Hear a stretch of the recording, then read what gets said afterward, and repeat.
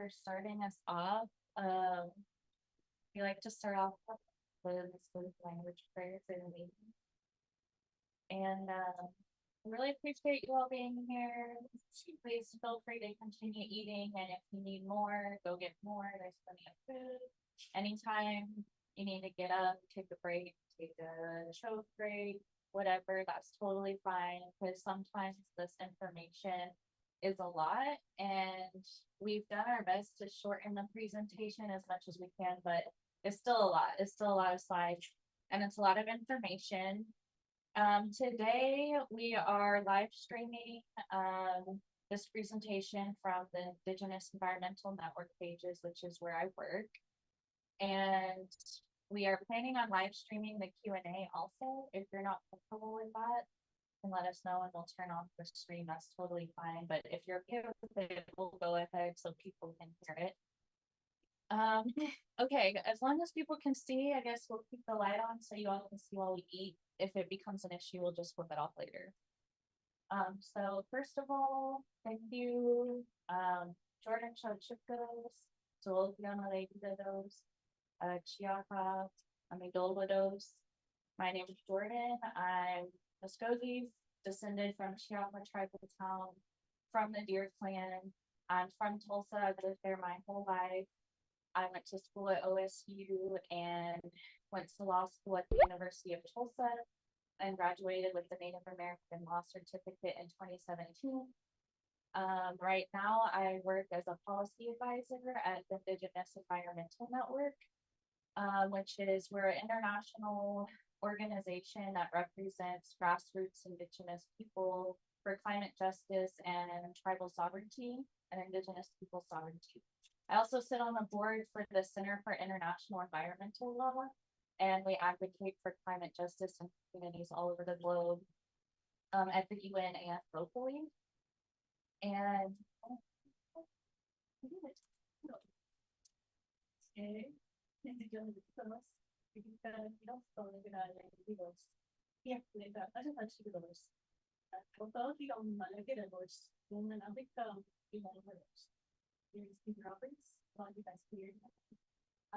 vice chair of the Indian community.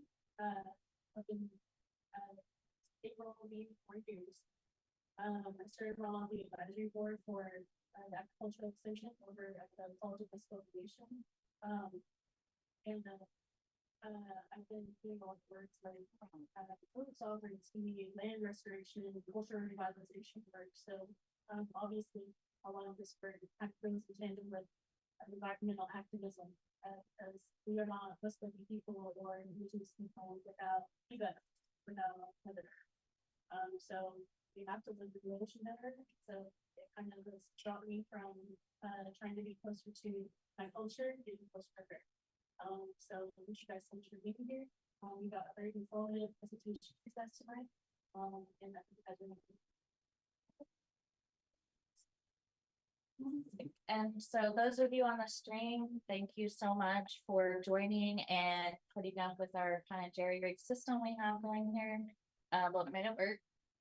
And so the reason that we came together, and I really appreciate Mackenzie's support and Shai's support on all of this, is that in August at the General Council meeting, the National Council was considering a piece of legislation to establish a Muscogee technology hub that was to be a data center hub.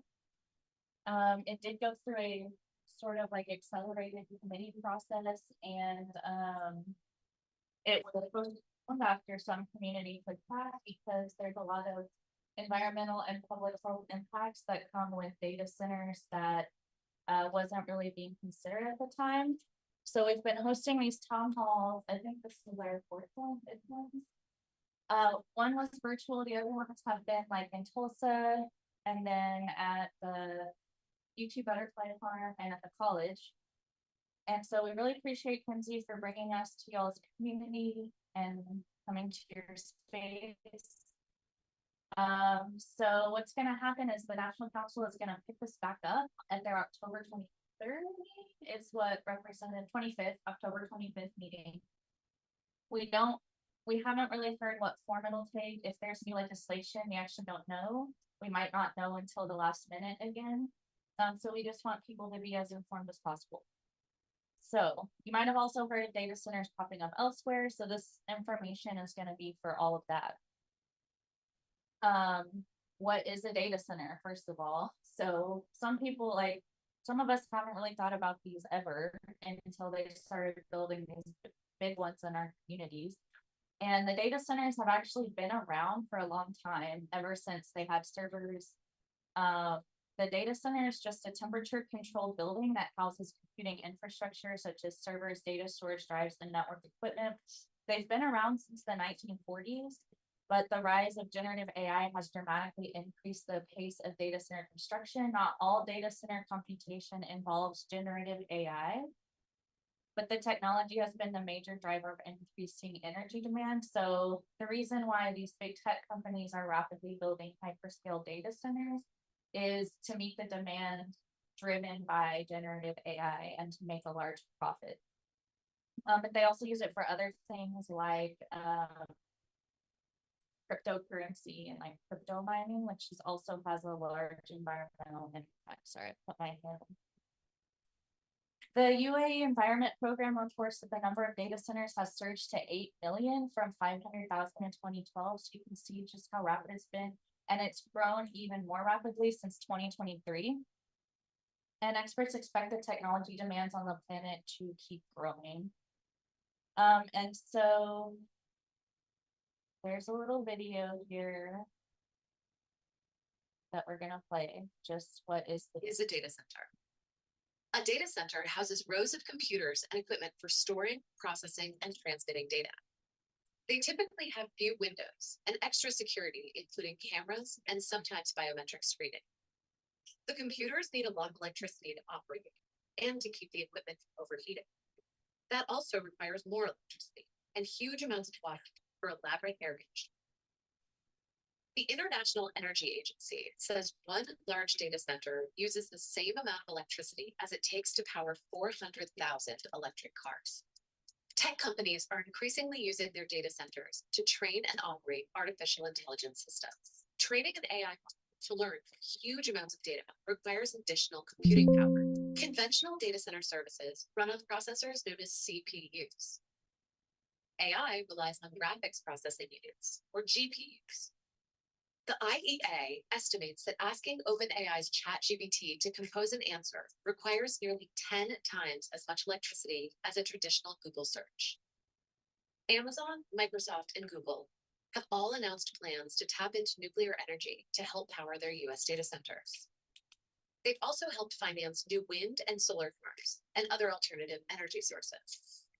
In the near term, however, most data centers are still heavily reliant on the surrounding electricity grid, which is largely powered by burning fossil fuels, the primary cause of global warming.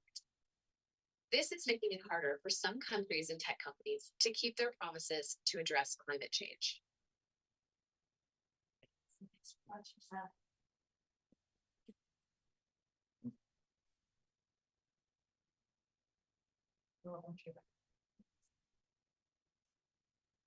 So data centers in Oklahoma. So actually, this is always changing.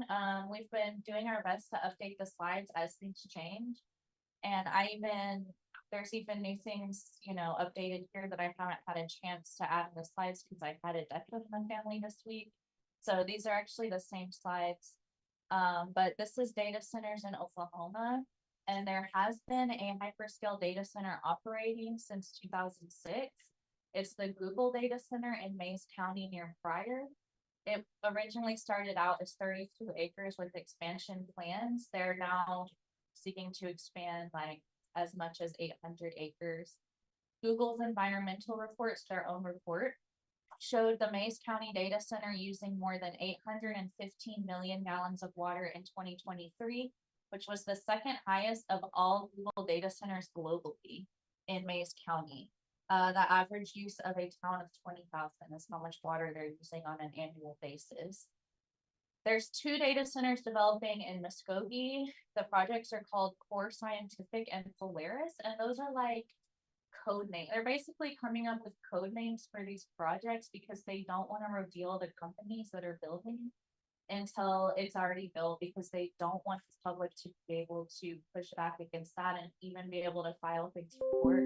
And even trying to find that information through FOIA requests, Freedom of Information Act requests, is not providing any answers because they sign NDAs. They often ask elected leaders to sign non-disclosure agreements, so they won't tell us who the companies are, how much water they're going to use, what the impacts are going to be until it's too late.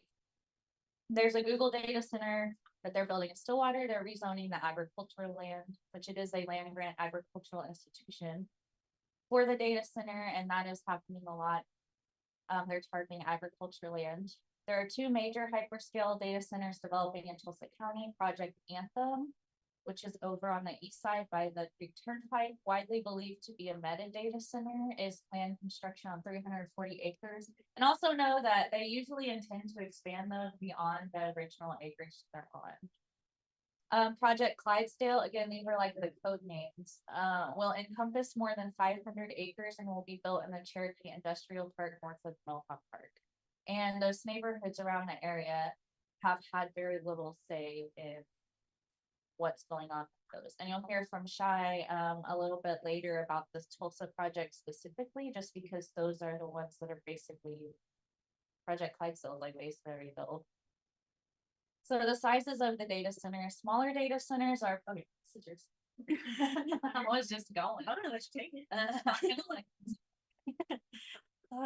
Yeah, so like over the course of our town halls, obviously we'll be doing like question and answer sessions towards the end. And so whenever we get different questions, we've been kind of incorporating that into our presentation, so that way the things that citizens want to know, they get to know.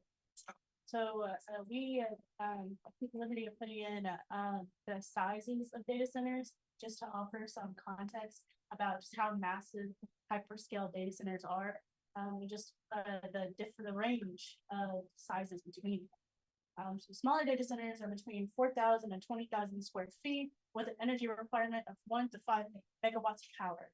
Medium-sized data centers are between 20,000 to 75,000 square feet and require up to 10 to 100 megawatts of power. Hyperscale data centers are up to 100,000 square feet with a consumption power of 100 to 250 megawatts. 1 megawatt is equal to 1,000,000 watts. 1 megawatt can power 400 to 900 American homes per year.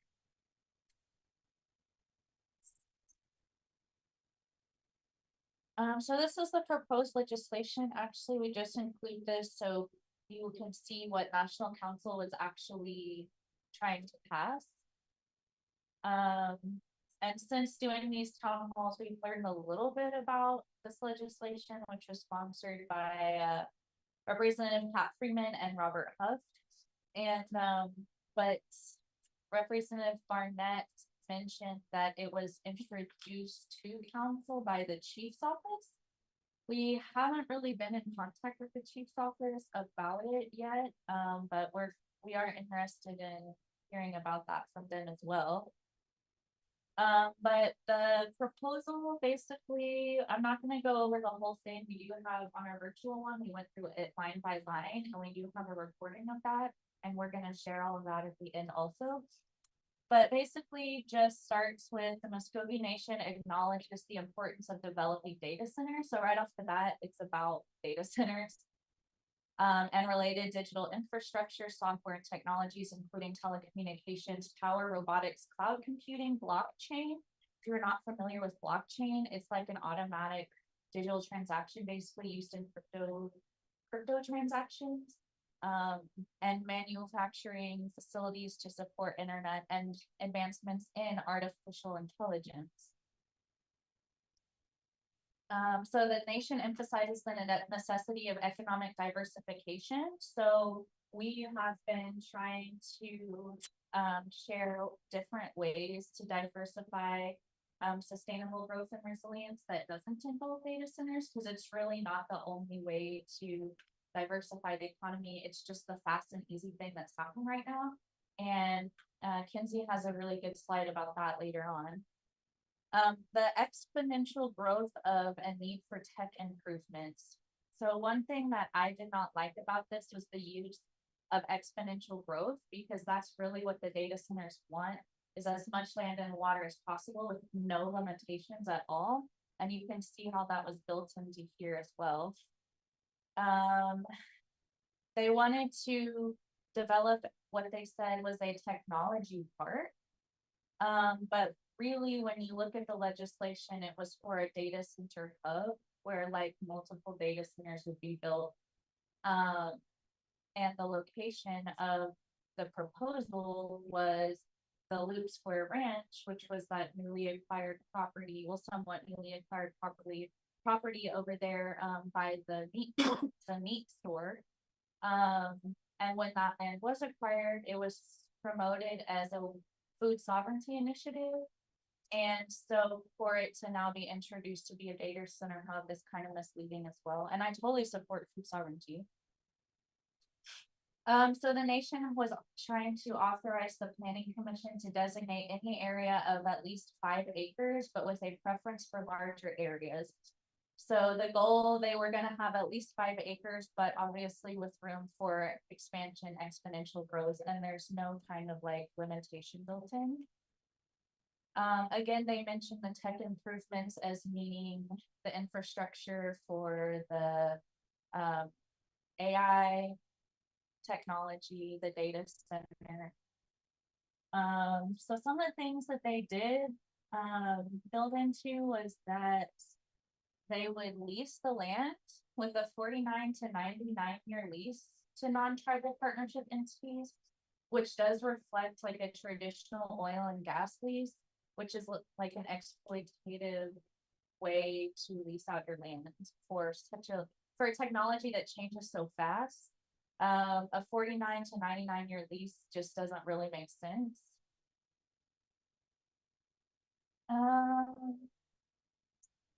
There is some things in here that they attempted to potentially like protect the nation, like the minimum revenue sharing, although it's only 12 to 15%.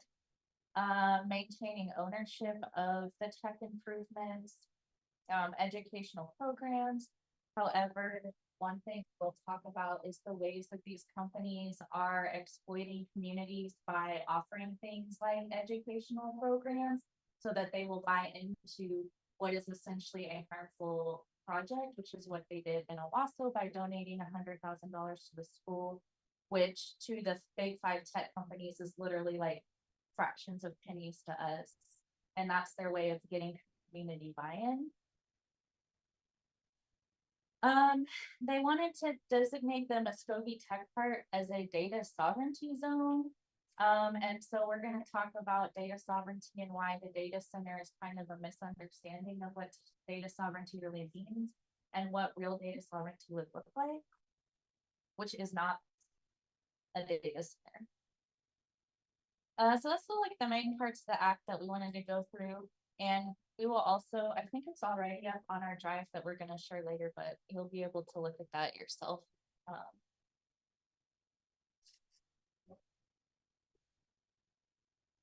Try not to take too long here. So the data center impacts, this is the really important stuff.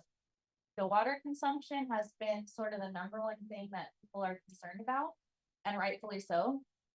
Because the data centers require massive amounts of water for cooling, the HVAC, and systems and humidity regulation. The University of Tulsa reported, and again, these things are still changing, so they're finding that the consumption is even more than what they originally thought. University of Tulsa reported that a single data center can use up to 5 million gallons of water per day. Elon Musk's XAI Colossus in Memphis actually uses up to 12 million gallons of water per day. The Tulsa data centers, Clydesdale and Project Anthem, applied for a permit of 7 to 8 million gallons of water per day of Tulsa City water. Companies avoid accurate reporting by hiding behind the NDAs, so that's the non-disclosure agreements, and those are a huge problem. It's happening on a Tulsa County level, it's happening in other counties as well. And there is an NDA involved in the Muscogee proposal as well, although our national council members did not sign it. they've been told that because of NDAs, they're not given a lot of information about this. So like when I called Representative Freeman, the sponsor of the bill, to ask about it, he really said, I can't tell you anything because of that. So they really weren't planning on having any kind of public input for this. Companies often negotiate lower water prices and end up paying less than residents.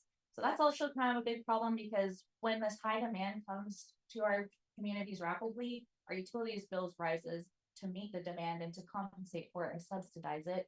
But counties and cities are negotiating with these big companies for lower rates. So like in Mesa, Arizona, they're paying half the rate of individual rate payers for water.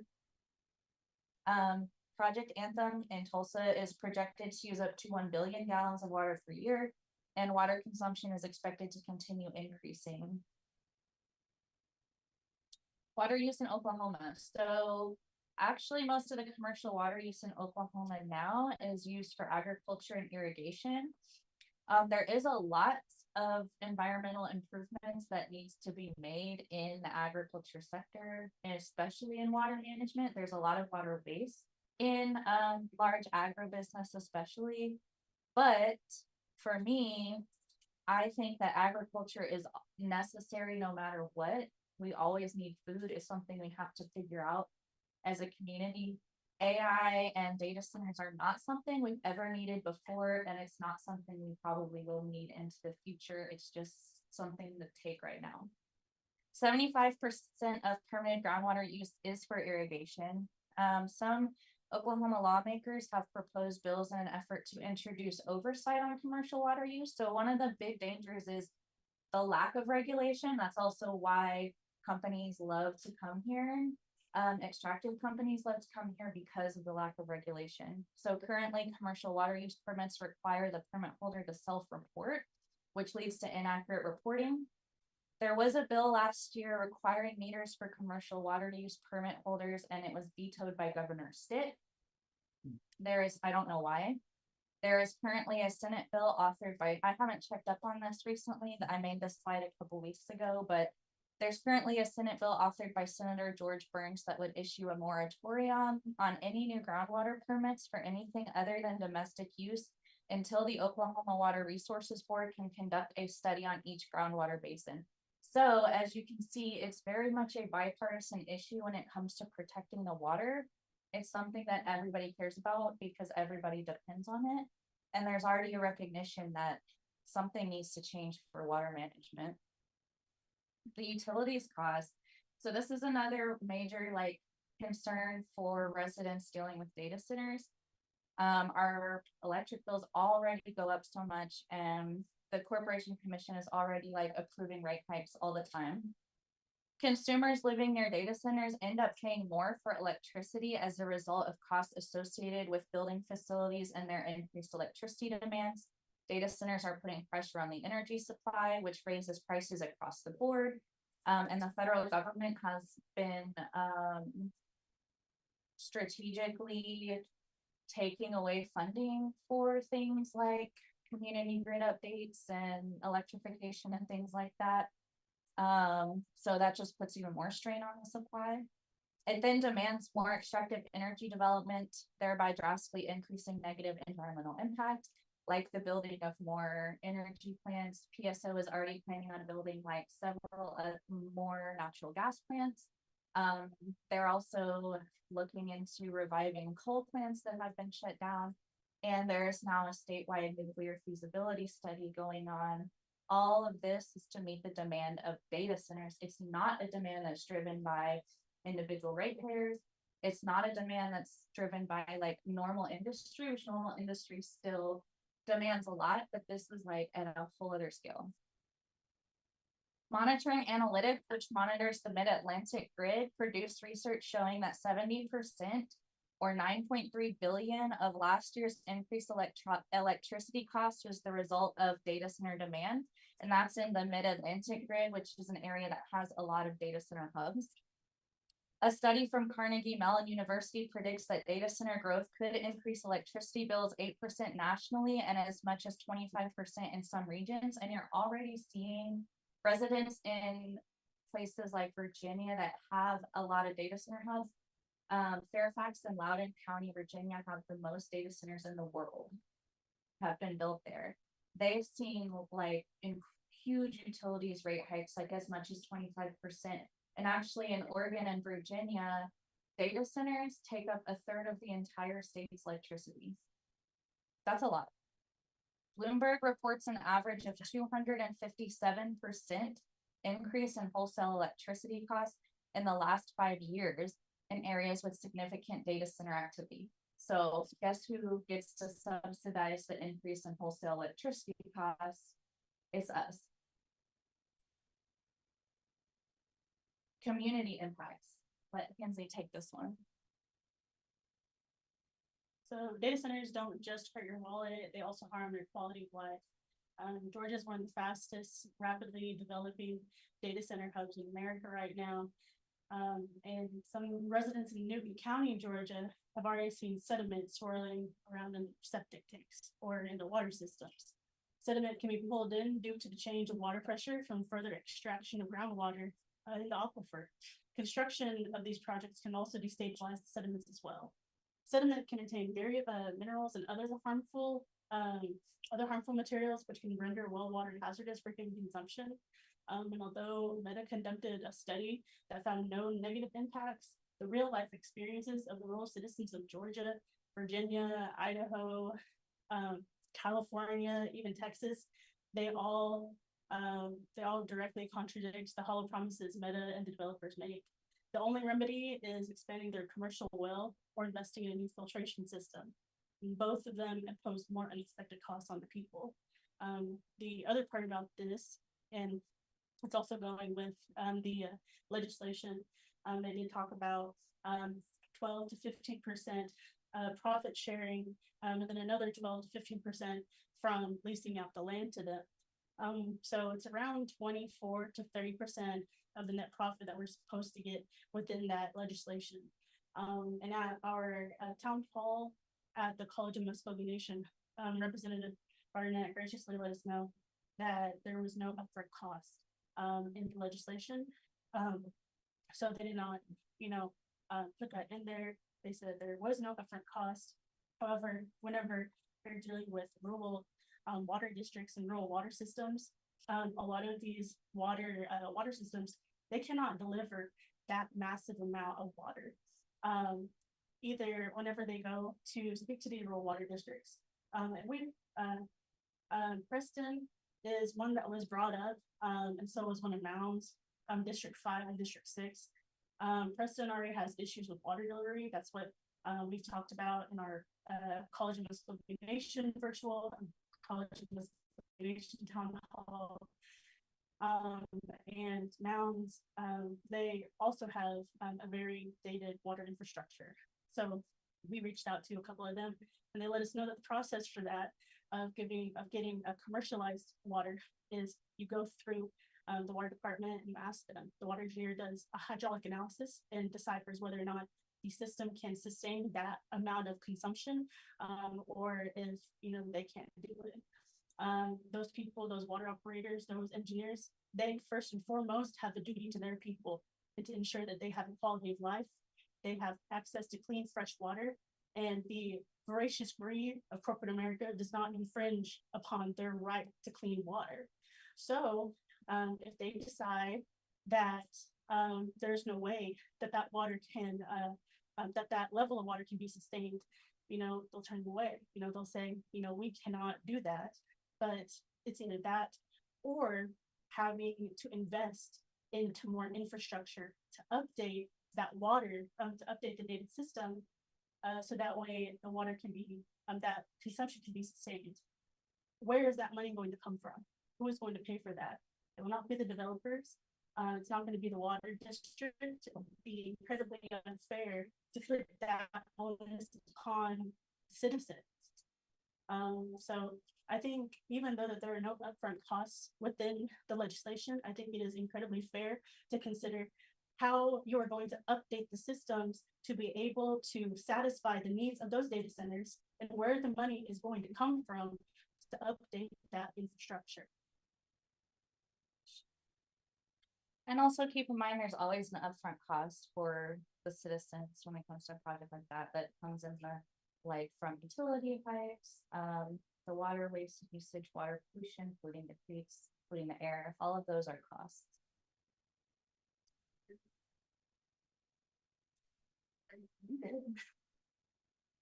And out here, we really wanted to put more context into what we're dealing with, because coming from Gardica, where we're 7 miles away from the nearest grocery store, where we don't really have corner stores around here, and the nearest one in Dustin, extorts people, right? So the reason why I'm so passionate about these things is because of rural America and the different struggles that we have. So I really wanted to talk about some real life experiences from rural citizens like you and me that are dealing with this, that their, simple way of life that they love, that they want, with the rolling hills and, absence of, noise, that they wanted, that is being infringed upon from these data centers. And these, Google, if you can Google any of these things, any of these names, these come from journalistic articles. Some of these are from the New York Times, the Atlantic. So, if you take your time to check our work, you'll see that we got these from reputable sources. So Beverly and Jeff Morris, an elderly couple also from Newton County, experienced more water issues when Meta's hyperscale data center moved in next door. Weeks after construction began in 2018, their ice maker, fridge, dishwasher, washing machine, and toilet all stopped working. After a year, their water began to slow to a trickle and then to a stop. Jeff Morris attributed it to a buildup of sediment in the system. To this day, sediment still sits at the bottom of their pool, and taps in one of their bathrooms still does not work. Further west in Texas, in July of this year, the Austin Chronicle conducted an investigation into data centers in Central Texas. From this study, it was discovered that centers from those of Microsoft and the U.S. Army Corps used upwards of 463 millions of gallons of water from 2023 to 2024. While these centers guzzle enough water to sustain hundreds of thousands of households, residents are asked to limit their showers to conserve water. So a lot of these places, they are dealing with massive water pressure. Their their shower heads are coming down to a trickle. The sediment that's swirling around in the water, it's brown, it's coming out, not fit for human consumption. So I especially wanted to point out Texas because this is not some issue that people in far off lands, on the other side of, the United States deal with. It is very realistically affecting our relatives, to the south of us, to the north of us, and it quite seriously may affect us.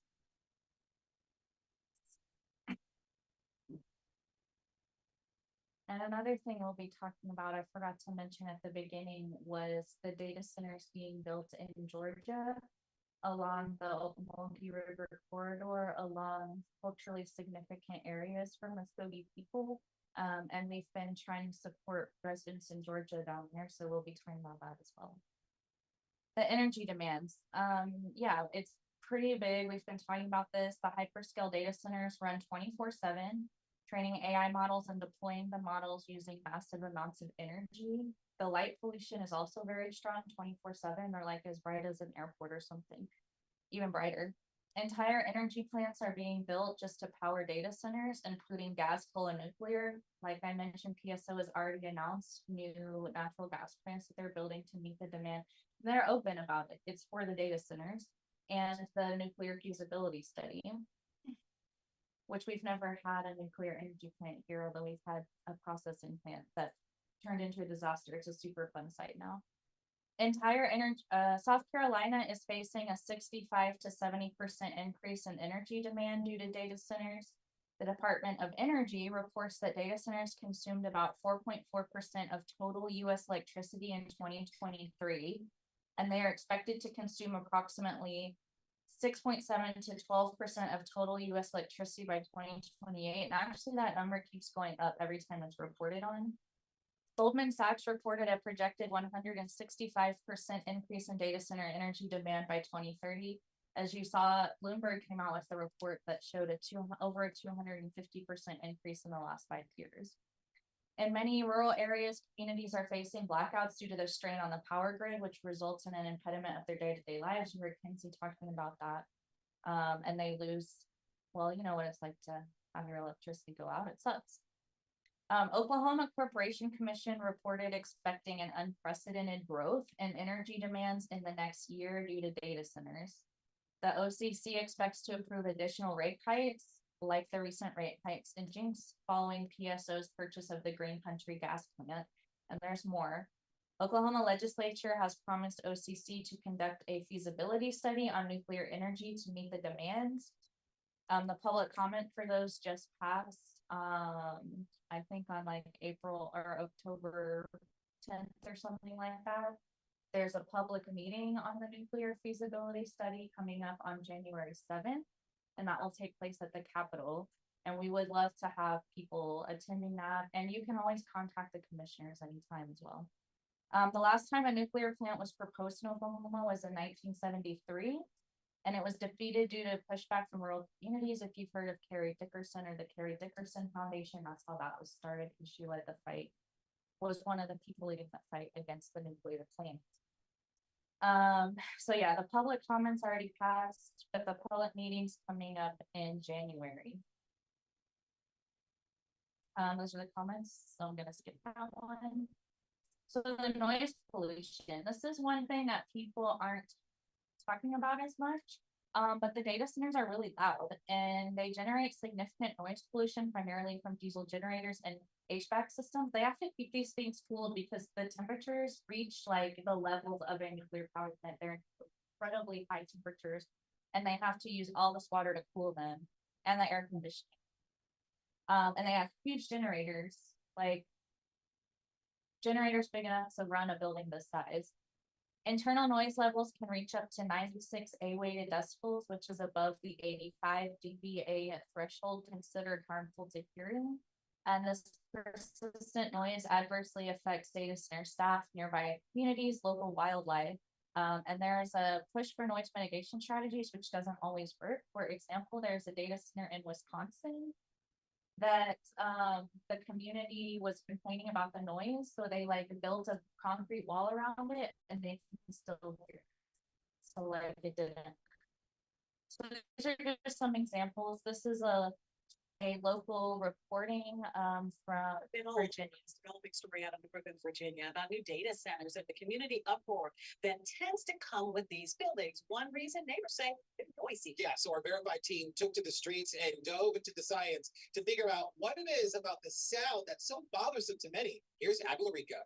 It's said good fences make good neighbors. This is one of the closest sites here. We're about 700 feet from the data center right here. But these neighbors say not good enough to quiet the noise next door. It's just really, really loud. This Amazon Web Services data center and others in Northern Virginia have also been generating rumbles of complaints from the community.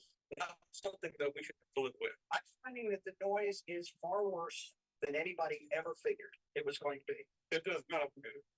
So what is it about that tone that makes it so tough for some neighbors to tune out and can living with continuous hum? The scientists and the skies to verify. With producer Bryce Robinson, we measured and analyzed the noise right alongside the data center.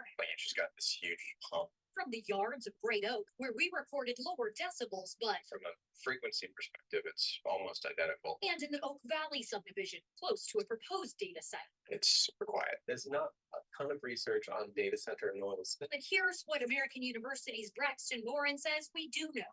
Frequencies at very, very long wavelengths. You can't even block the normal way you would with a lot of other sounds. And the data center noise is so low, our ears barely pick it up. But we can still be affected by those. That's because even when we stop noticing it, our brains still register the sound, which can have an impact. The CDC warns a noise not loud enough to cause hearing damage can still cause stress, anxiety, and even heart disease when continuously exposed to it. Yeah.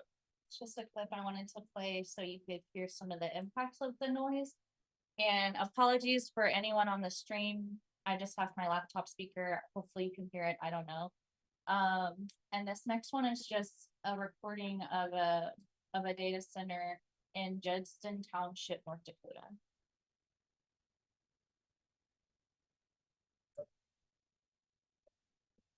seeing in here that that's coming from the fans and that's someone's yard.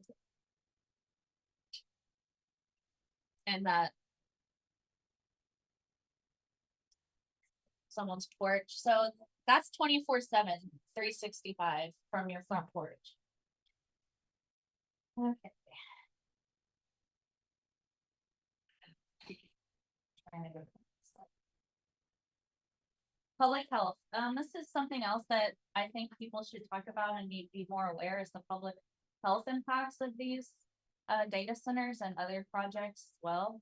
A study done by Caltech and University of California predicts that air pollution increases caused by AI expansion is expected to result in as many as 1,300 premature deaths by 2030 in the United States and a public health burden of more than $20 billion. Electricity needed to train a large language model or LLM, which is kind of like, if you've heard of those, that's just what they call these sort of complex like AI models. Produce air pollution equivalent to more than 10,000 round trips by car between LA and NYC. So it's like putting 10,000 cars on the road doing constant cross-country trips. Fossil fuel power plants and diesel backup generators that power data centers emit hazardous pollutants such as nitrogen oxides and fine particulate matter, increasing rates of respiratory diseases, cardiovascular conditions, and elevating cancer risk. Actually, my mom was going to come here today and she wasn't able to because ever since she had COVID, her lungs have been sensitive to the air and she's been feeling really asthmatic. And usually when she's feeling asthmatic, you can check the air quality and something's up with that. So that's just going to increase for people. And there's also been a report issued recently showing that the data centers are not just contributing to fossil fuels emissions, they're also contributing to the PFAs or PFAS. It's like petrofluor or something. But those are what they call the forever chemicals. If you've heard of the PFAs before, once they're emitted, they never break down. They're literally there forever. They're among the worst possible things you could emit. Communities and neighborhoods that are already vulnerable and marginalized, including Indigenous, Black, and Poor communities and rural communities, are often targeted for greenwashing projects and other harmful projects creating sacrifice zones. So if you've ever heard of greenwashing, all that is saying is when, especially from industry, proposes a project that they're claiming is more environmentally friendly than it really is. So they will come to you and they will say, this is so great, we recycle the water, we don't waste water, we don't do emissions, we use renewable energy. Just know that this is a for-profit company. The person you're talking to is paid to market this product to you as if they were a marketer, and they're not really using truthful language when they do that. That's greenwashing. Nuclear energy is a good example of greenwashing. It's something that is platformed as so-called renewable or sustainable energy, but in fact, it's not renewable or sustainable, and it relies specifically on mining indigenous lands and hurting indigenous people in order for it to exist. Sacrifice zones is a legal term. I just wanted to make people aware of that the government legally acknowledges that they sacrifice entire communities for the sake of energy build out. And you all, a rural Indian community, you are the sacrifice here. XAI, Elon Musk's AI company, has a hyperscale data center in a 90% Black community in Memphis known as Boxtown. This one's been getting a lot of coverage because of the horrible public health impacts there. 11 months after arising, and he's also trying to make it be the biggest data center in the world. But 11 months after arriving in Memphis, XAI became one of the county's largest emitters of smog-producing nitrogen oxide in an area where the air is already considered unhealthy due to smog. So Memphis is already a low air quality neighborhood. 11 months after building Colossus, they became the #1 emitter. That's like a huge rapid increase. XAI and other companies have been able to avoid obtaining Clean Air Act permits by taking advantage of the lack of enforcement and regulations under the current presidential administration. And we've been running into that, trying to get information on the permitting process for the Tulsa County data centers because it has not been transparent at all. And this is a video from the Memphis community who's been dealing with Colossus AI. That pollution that is hurting our community, that is quite literally taking the breath of people, right, is to power a racist bot on behalf of the richest man in the world. This is Colossus, a supercomputer that Elon Musk calls the most powerful AI training system in the world. Colossus is fueling Musk's company xAI and its large language model named Grok. The data center sits a few miles from Boxtown, a predominantly Black community in Memphis, where the median income is $37,000. Boxtown residents say that the pollution from the gas turbines that have powered Colossus over the last year is worsening their respiratory issues. It smells like gas now, and it didn't smell like gas before Elon came. I literally can taste it. I can taste it. Time asked researchers at the University of Tennessee, Knoxville, to analyze air quality data from satellites run by NASA and the European Space Agency. Their report showed a marked increase in peak nitrogen dioxide concentration levels in Boxtown.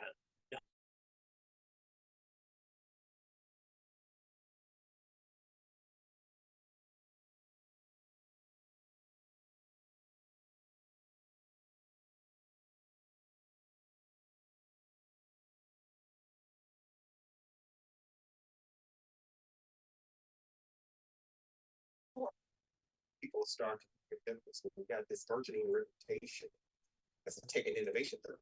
There's no amount of money that can persuade me not to accept pollution killing me and my family. AI is America's newest big industry. It'll be a policy of the United States to do whatever it takes to lead the world in artificial intelligence. As President Trump's AI action plan calls for reducing regulations of the Clean Air Act and Clean Water Act to speed up development of data centers, some communities will bear the brunt more than others. We're not going to quit until this issue is resolved. Black people do not have to be treated as gambling chips for massive corporations. Okay, so I like to share that video because it shows sort of the different perspectives, and you've got like the mayor saying, this is a great economic opportunity for us. But then you've got the community saying, I don't accept a payout to pollute my family. And also keep in mind, it might be a great economic opportunity for someone, but it's not going to be for me. I'm not going to work at the data center. They're not putting money in my account. They're asking for more from me in order to build it. And that's what they're going to be asking for you all too.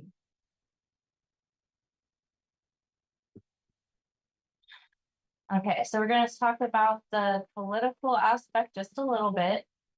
Just know that there's a lot of executive orders trying to build out AI.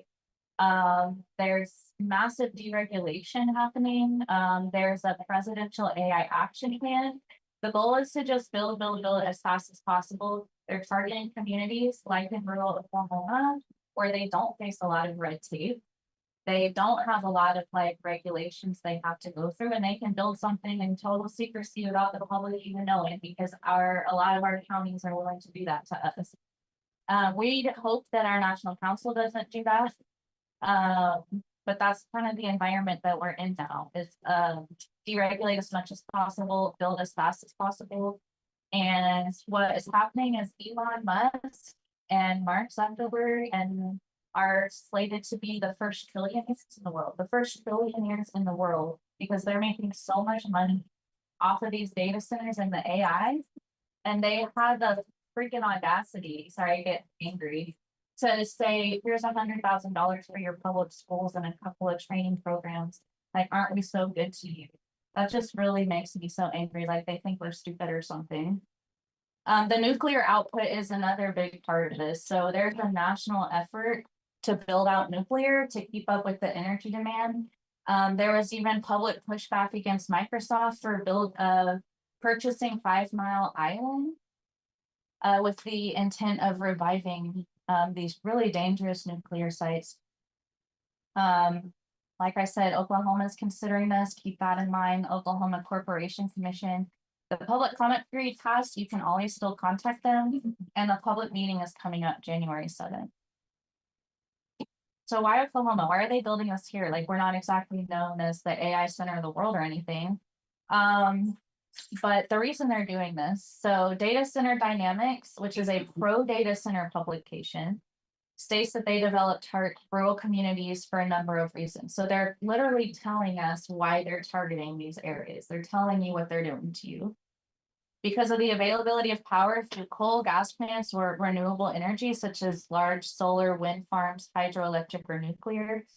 Wind is a good example of a greenwashing solution. As we know very well here in Oklahoma, it still has a lot of problems, especially when it comes to tribal sovereignty.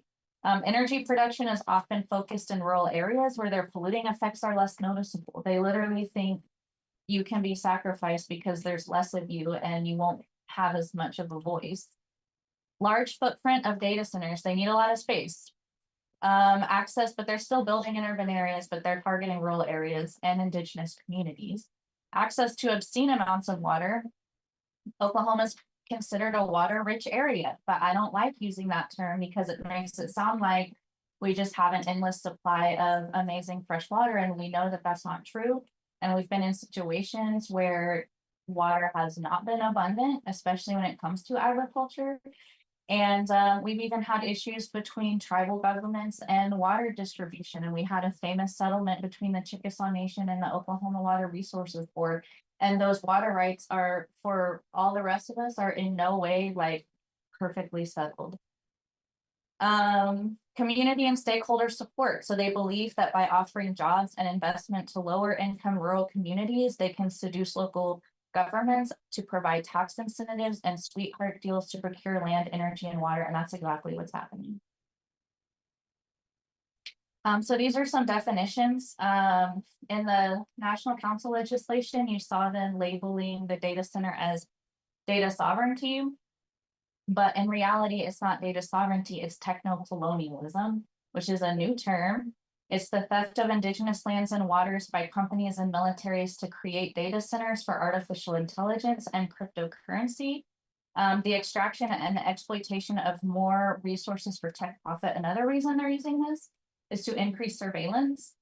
There's already deals with AI companies and ICE. There's already deals with the military, and they're only increasing surveillance on the people. It's not really a benefit to us.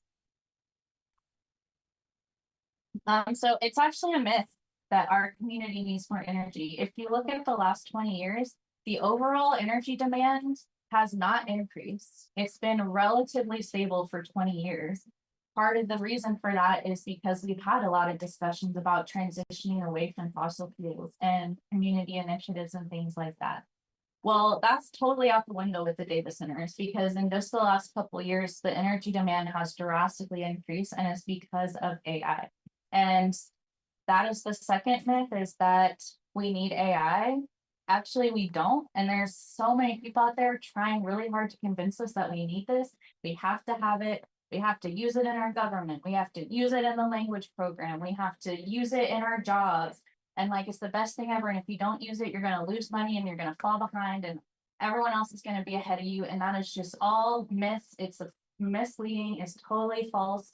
We have literally never had AI. I mean, there's been various iterations of it for decades now, but like, AI has never been an integrated part of how we function, and it probably never will be, like, to the extent that they're thinking it's gonna be.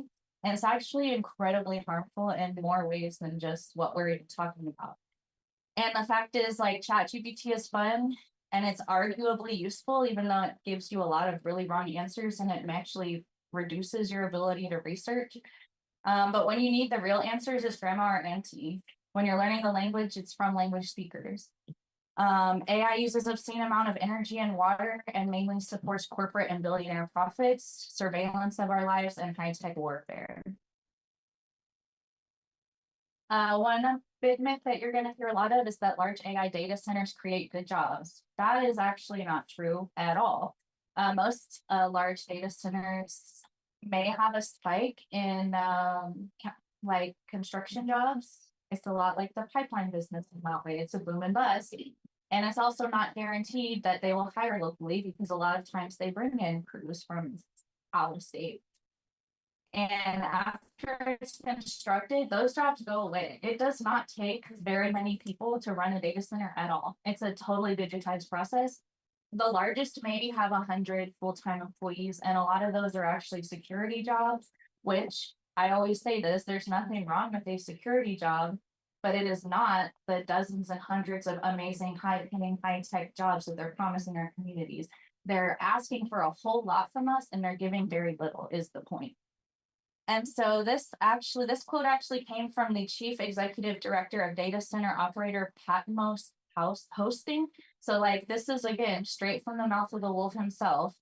Data centers have rightly earned a dismal reputation of creating the lowest number of jobs per square foot in their facilities. So they're demanding massive amounts of land and they're really not benefiting us. And actually the new technology is replacing human jobs. Like at Paycom, Oklahoma City, you saw in the news, they just laid off 500 people in Oklahoma City because they've replaced their job with AI. That is the beginning. That is just the tip of the iceberg of what's coming. One of the myths is that companies can offset environmental harms by promising to utilize 100% renewable energy. A lot of companies will make really pretty promises like that. They're not going to include us. They're actually going to build a giant solar farm, which actually even solar farms have adverse impacts that are important to know about. But as we know, sometimes they will promote things like nuclear as 100% renewable energy. They'll even say that natural gas is renewable, sustainable energy. They'll say that anything is renewable and sustainable because they want to build and make money. Renewable energy has a very broad definition, and many energy industries that are labeled as renewable energy are actually greenwashing and false solutions. Just one example is Switch Inc., which Switch Inc. Representative was invited to the National Council meeting to propose this data center. And I was a little bit upset by that because it felt like the people were not given the same opportunity. And when I talked to Representative Freeman, he said that Switch Inc. was just a consultant. They weren't really contracted with them. But again, we don't know because of NDAs. But Switch Inc. does claim to operate its data centers on 100% renewable energy. However, it is not always clear or transparent what that means, like the Switch data center in Grand Rapids, Michigan, which is operated with nuclear energy plants. One of the myths is nuclear energy is safe. I feel like I've hit on that plenty. It's not safe.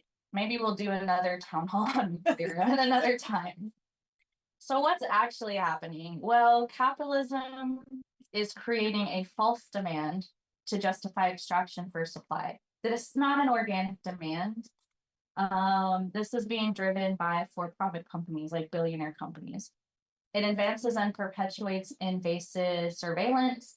It's a loss of ownership and control of data. Actually, ChatGPT came out and said anything you put into ChatGPT, they now own that data.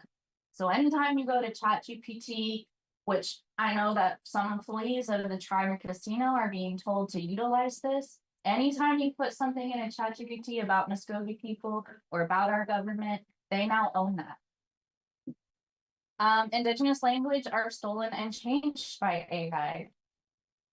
So AI is really not capable of understanding Indigenous languages and everything that goes with it. And there is this push to like utilize AI and language preservation, especially for most tribes that have a crisis on their hands. But the reality is it just doesn't work.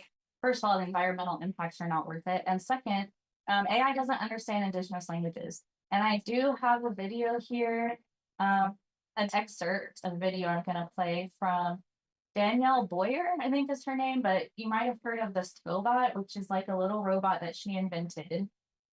And I'm not playing this video because I agree with her opinions on AI. I just want you to see what she has to say about AI and language, because she makes some good points here.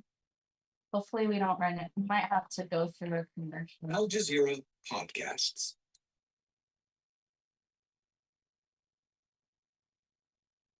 Oh, it won't make us do that. Okay, good. So in artificial intelligence, there is a lot of, I think, hopefulness that people have surrounding it, especially when it comes to preserving Indigenous languages. I feel a lot of the time people see the capacity of artificial intelligence with, oh my goodness, we could fill in patches for missing parts of, quote, dead languages. We could preserve different verbal elements of languages.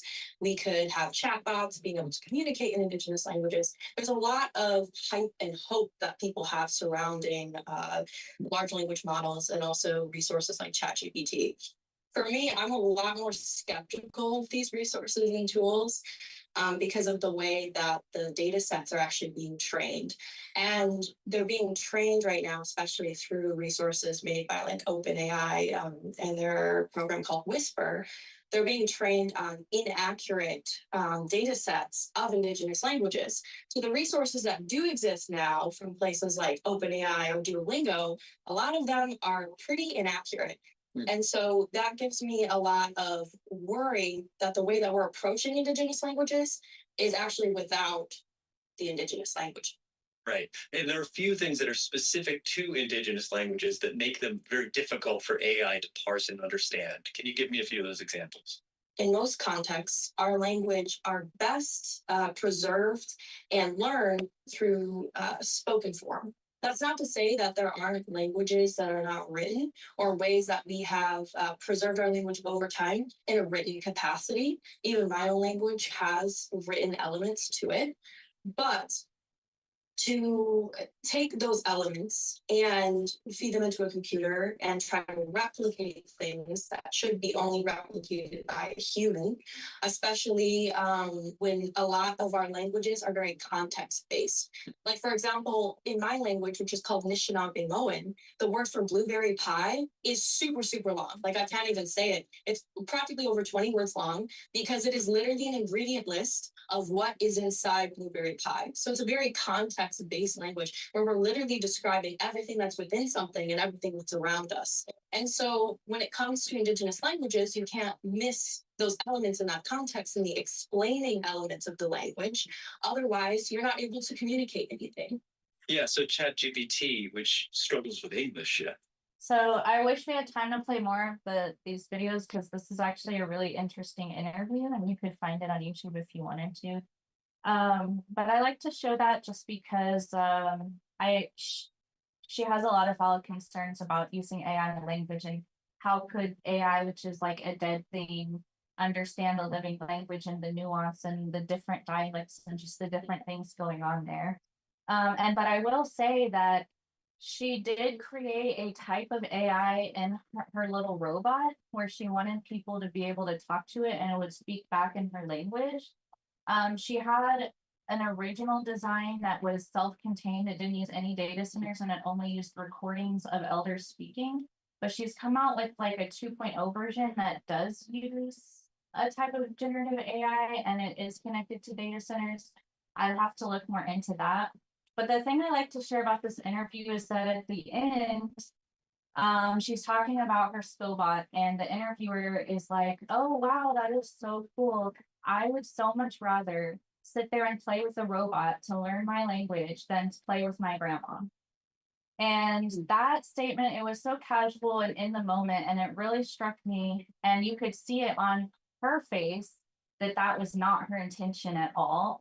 But to me, that just showed you like how fast that happens, that reliance on this technology, this like sort of tendency towards convenience over like things that matter, how quick that separation happens.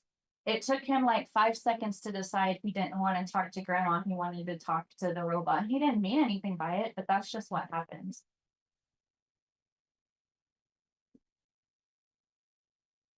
So what is actual data sovereignty? What can we do to protect our data sovereignty? What does it mean? Well, actually, Indigenous data sovereignty began originally, it's changed forms a lot, as a movement to retake control over our own data from colonizer institutions, the federal government, and Stahadki academia. So we know how exploitative those types of studies have been. Academia and the government has taken our data without our consent, including biological data, including data on the land, and just completely misused it. Just look at the history of the BIA. Data sovereignty is being able to take back control of that data. We can conduct our own health studies. We can take care of our own information. We don't need those institutions. There has been some work on how to define data sovereignty. So a group of indigenous organizations created the CARE principles for data sovereignty, which there's a whole paper on it that I don't have here, but it's in the drive that I'm going to share. And that stands for collective benefit. So not just a couple people benefit, but it's for the whole community. Authority to control. So we actually have a right to know what happens to the data. It's not just plugged into ChatGPT and who knows what happens to it. Responsibility. So not reckless, rapid development, but thoughtful, intentional responsibility. And ethics. We actually have to ask the hard questions of like, what are we doing? What's going to happen to the language if we use this? Now I'm passing the baton to Shy Morgan. They're a UKV community member and they've been tracking the Tulsa and they have some good information about that. So thanks so much. So Project Clydesdale is a 500-acre property that's been approved for rezoning the west of North Sheridan between East 76th and East 86th Street North. This is south of Owasso, north of Mohawk Park. Sorry, I keep doing that. The facility has publicly committed to 400 jobs after completion with no guarantee of hiring locally. Recently, Tulsa County Commissioners voted to approve a 25-year tax abatement, property tax abatement. So they will not be paying property taxes for 25 years. And so yeah, I mean, there's no really no benefit tax-wise there. They have committed to paying a couple $1 million to a couple different organizations.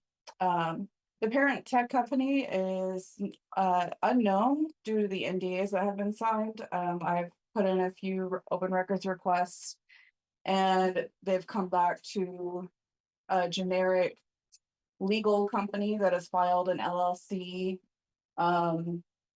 for these foreign companies, foreign meaning they're not in the state of Oklahoma. They're not from the state of Oklahoma. And the substation will be partially funded by ratepayers. This was told to me directly through a representative from AEP, which is the parent company of PSO, because there's a collective benefit there. There's publicly no water estimate available. However, they will be using the city of Tulsa's drinking water. That will be pre-treated before entering the facility to cool. We recently learned that a lot of these facilities are using PFAs to pre-treat the water. And once that water enters the facility, it'll be cycled through 3 times before it is sent out to the north side wastewater treatment facility, where it'll be treated and then dumped into Bird Creek. And there is no agreement to hire locally for the construction of the facility. A couple of the unions tried to get an agreement signed through with Project Clydesdale, and they were unable to reach it. They weren't able to go back to, they said it would take too long to make that agreement, and they wanted to move the tax agreement along.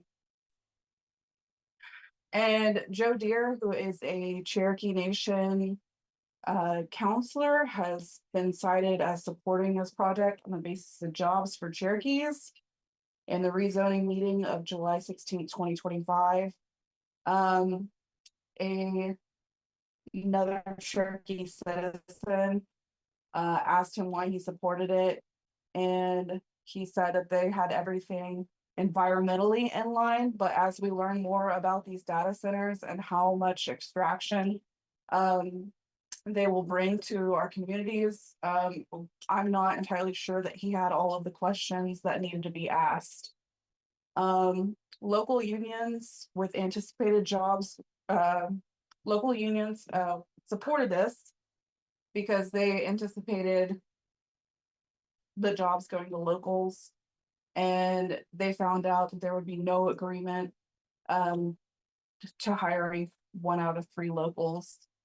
And the county commissioners voted 3-0 to rezone to a light industrial facility, and a light industrial facility.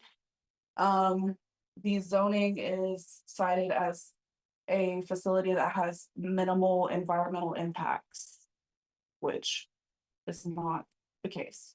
And this is where Project Clydesdale will be in North Tulsa. You can see it's Tulsa proper, like the metro area is further south, and it's north of Mohawk Park. Project Anthem is a 340-acre project in far east Tulsa. I live less than 5 miles away from it. It's less than 3 miles away from the Lindley Reservoir, and this is where the city of Tulsa gets its drinking water. And it sits right beside the Creek Turnpike, right there near Catoosa. City Councilor Christian Bangle has signed an NDA regarding this project. The parent company is also not known due to NDAs, but is rumored to be Meta by the Tulsa World. Construction has already begun, and a substation is already sitting on the property. And this property will only employ 40 full-time positions after completion, with an average salary of $65,000. And this is some like propaganda that I've been seeing lately around Project Anthem, is that it will bring in 6-figure jobs, but they've already been cited that the average salary is going to be $65,000. And this is an $800 million project, and the city approved an 85% exemption of ad valorem tax for 25 years. And this is where Project Anthem will be in far out East Tulsa. Catoosa is right there. That's where about where the Hard Rock is. And I think that's here. Oh, good.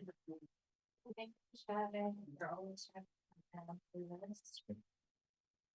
and just a real quick note about the NDAs, because it has been brought up before, that NDAs are used on a regular basis in like daily business practice.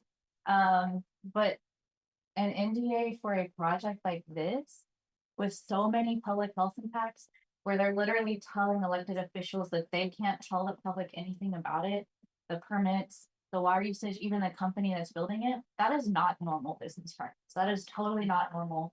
We have a right to know this information and have public input about it. And we have a right to say no if we don't want it there, you know?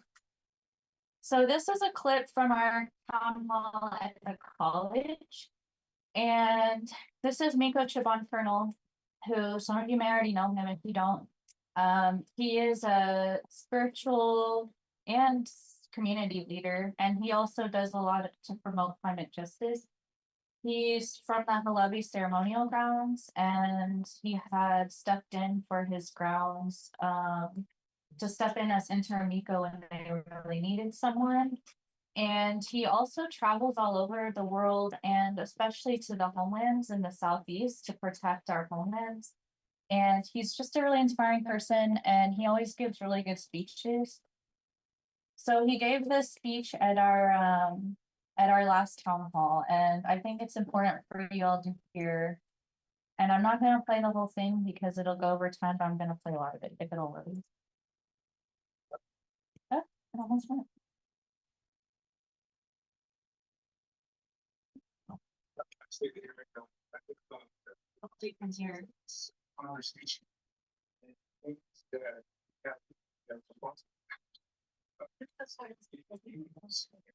I come in closer. Responsibilities that we carry. And we not wait for it. And I think honestly is that I don't know if my when I'm on this conversations that are coming. I still have yet to see anything that is based on. And attention that people. Belong to the set of who belong to they. Actually done for us. So I sit here and I look. Because the argument that I'm seeing is based on the Thursday of what's essentially of one fundamental dynasty.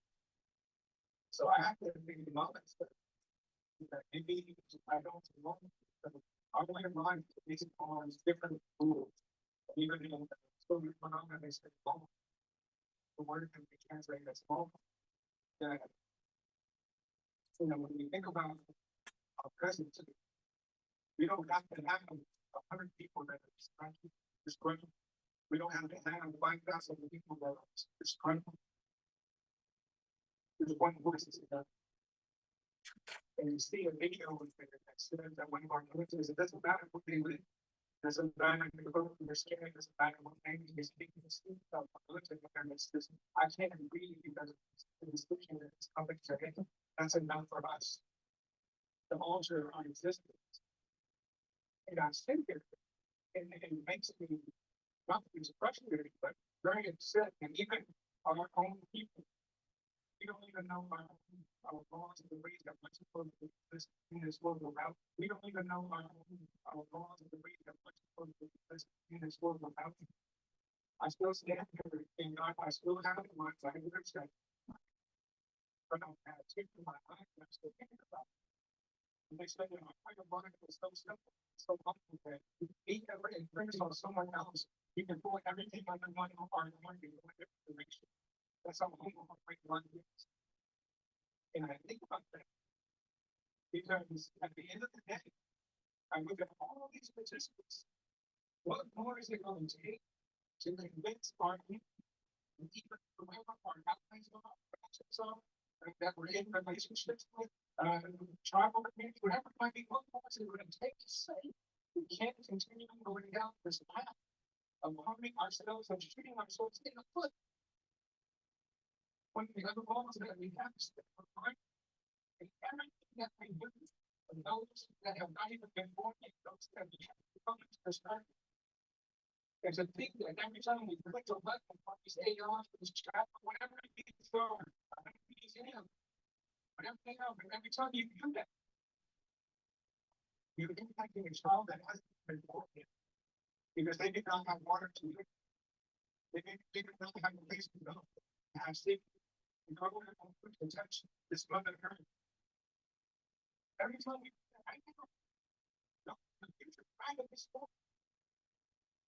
I sit there and I think, but I'm glad that the national council representing secrecy. I'm glad that other allies.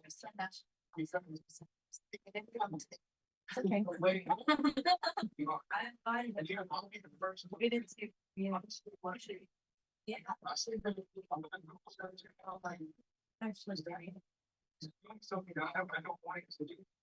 Because sometimes it is. Even if I should for information, anytime they put it in the home, we don't request. Without us even know. When you. So today I'm saying, because I know the situation that we face. The sovereignty that we talk about is based on our language. The sovereignty is based on these things that our ancestors passed down to us. The sovereignty that we all enjoy, we give them these tribal and all of these things, as healthcare benefits, all whatever it might be, is based on understanding and knowing this law into culture. And so today, my hope, somehow we can build and confirm these words that I share, is that we have to bring these things down and walk away. There's no future in it. If we think there is, just because you cannot see a person being impacted right in front of us, does not mean it's going to stop after somebody.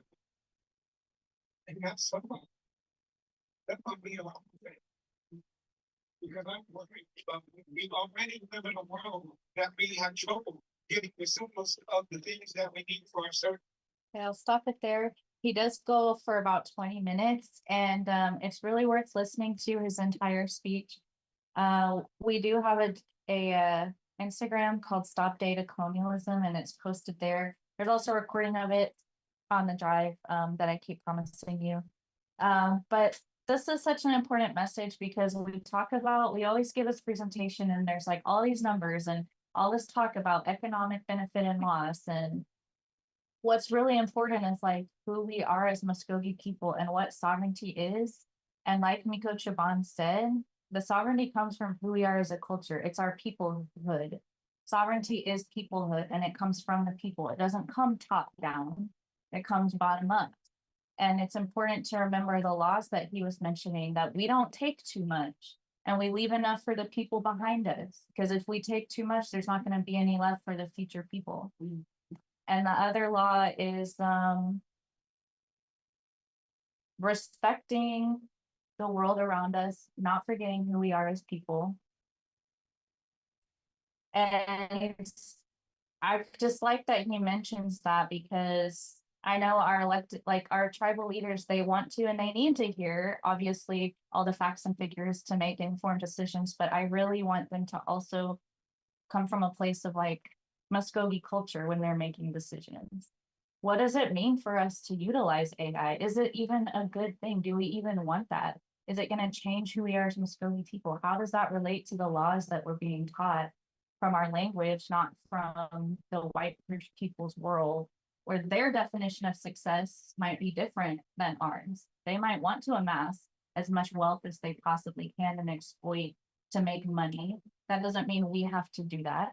That doesn't mean we're abandoning economic development. That doesn't mean that we're not financially successful as a tribe. It just means there's certain things we're not willing to sacrifice. We're not willing to create sacrifice zones for our people. That's all.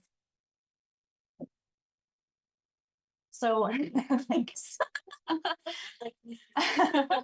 So what's next? Definitely contact National Council. I'm really glad to hear from some of our tribal leaders that they are hearing from people. People are asking questions about the data centers. And our people are smart and they care about the world around them. And they have a right to like tell National Council how they feel. And if National Council feels like pressure, like their voters don't support this, they won't vote for it. But that's what matters to them. I'm not questioning their personal motives. I'm just saying voters putting pressure on elected leaders is what matters. The county commissions, again, this is not just coming from National Council, although I think it's particularly like bad if we're the ones building it. But we also live in communities that are governed by the counties and our cities. So contact your county commissioners if you know who they are. If you don't, look them up. It's all online. Your city councils, there was just a new project announced in Yukon, so they're popping up all over the place. It's probably coming to Henrietta sometime soon.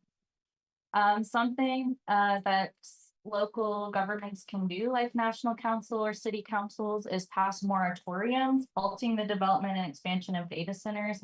That'd be kind of in line with that proposed legislation in the state house or the state senate to halt permitting commercial water permits until the water study can be done.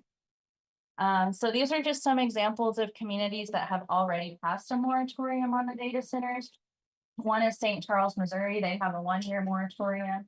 LaGrange, Georgia, 180 days. And some of these have passed even. Oldham County, Kentucky, 150 days. DeKalb County, Georgia, again, an archaeologically significant area for Muscogee people, 100 days. Dublin, Ireland, passed a moratorium on data centers until 2028. So you can see how this is a global issue. It's not just happening here, it's happening everywhere.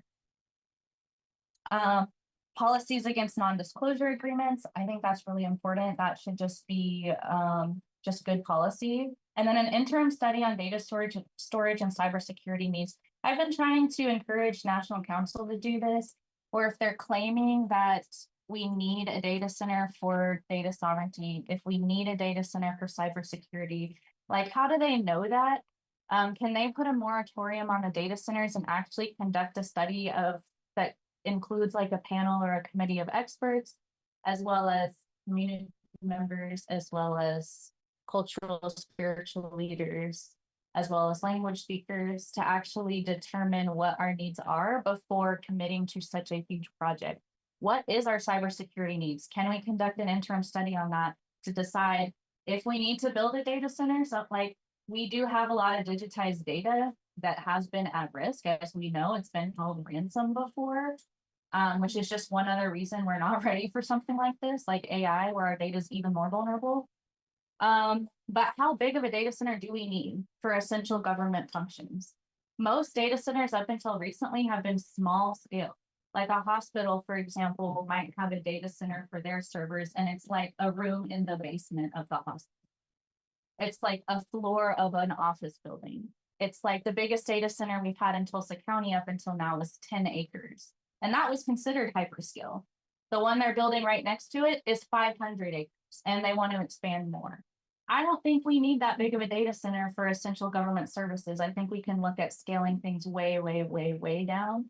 And I think it would be wise to have a moratorium on these things, just knowing how targeted we are until that study can be conducted. There's a study going on at the state level. That might already be on my slide, actually. Okay, well, more opportunities to intervene in your city council, state legislators, your tribal councils. This is the Tulsa City Council information. Not trying to be Tulsa centered or anything, but we do have 2 of them already. These are the Tulsa County Commissioners. For your local officials, that'll also be online. This is the information for the National Council members. I just put it here for folks to have. Obviously, you probably already know where to find that online as well. That's the rest of the council members. Okay, so there is an interim study being, when is that study? Do you remember? It's like October 20th or something, right? 27, right there. There's a interim study being conducted by Representative Amanda Clinton and the state representative on the impact of data centers that I can't remember the exact date she's actually doing that, but she did say that if you have questions that you want her to investigate, you can contact her with those questions. And she also might have more information about the data center she's trying to find it out too. And this is Kenzie's alternative economic development slide. This is my personal favorite part of the presentation. So, So I want to speak. No, I'm gonna give a recording. That's a good idea. So unfortunately, Kim and Chris, our contacts in Georgia, both had to jump off.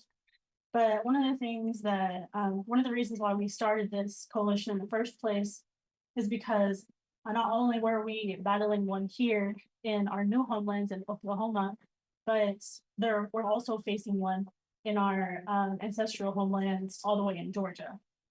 So there, within the past couple of years, what had been brought towards the legislator in DC was an extended border of the Muscogee Mountains National Park. That's been tied up in, that's been tied up in DC, for obvious reasons. So they haven't really made any headway with it, as of right now.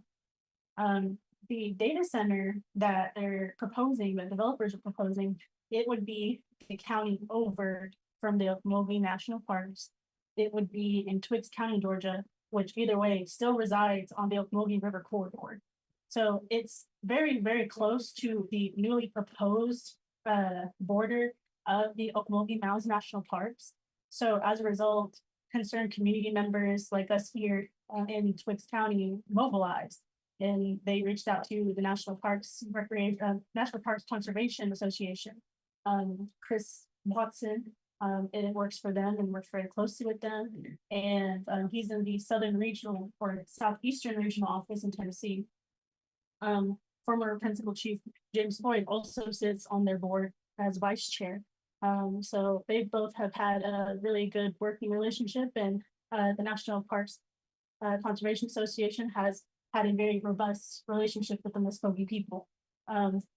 So around the week of August 23rd, the same week that we saw this legislation come up from National Council. What we ended up having is Kim Lindelbach, who is a professor of information technology studies at Georgia Middle State University, who is going to be one of the community members that's going to be directly impacted by the proposed data center if it emerges. Recently, they had a county commissioner meeting on September 18th that they were really concerned about, and that they really, really wanted Muscogee Voices to attend. They graciously asked me to record something, and so at least we had a Muscogee voice over there, but they're not expecting us. They're not expecting to hear from us, the county commissioners. I don't know if they think we're figures of the past or if we don't exist anymore, but the inhabitants of that land, the original inhabitants of that land still live. We're still here. And so they need to hear from us to be reminded who truly has sovereignty over our homelands. Kim Littlebach, I couldn't say enough about her. Chris, John Wilson, Nancy, Lubbock, all of them down there, they have been wonderful. They have been working so hard to mobilize their community members down there for their commissioner meeting. And unfortunately, they voted unanimously to rezone that land from agricultural into industrial, which is both the easiest place to stop these data centers and also the very beginning of the battle.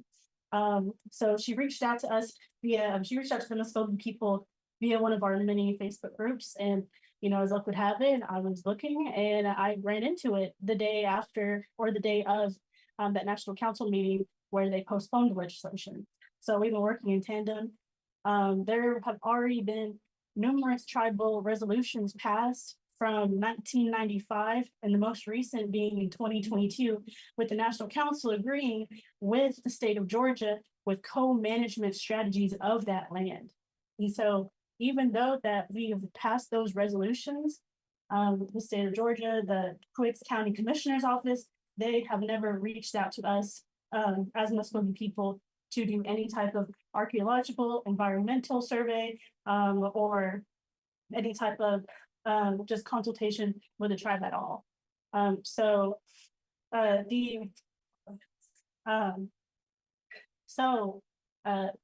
Kim and all of them down there, they realized that was a grave infringement upon Muskogee sovereignty, and so that's why they reached out to us. We have been asking National Council to say something, to mobilize themselves, to speak up about it, and we haven't really heard anything about that. We haven't really heard a lot of even like thoughts or questions about what's going on from a lot of different people. The only ones that have been really asking questions about this project has been the Muscogee citizens.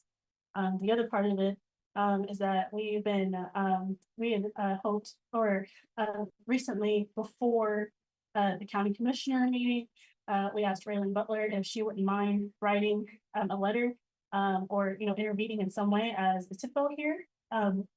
So she was trying to get a letter passed through tribal council to get it to the county commissioners before the commissioner meeting. And we haven't really heard a lot from that.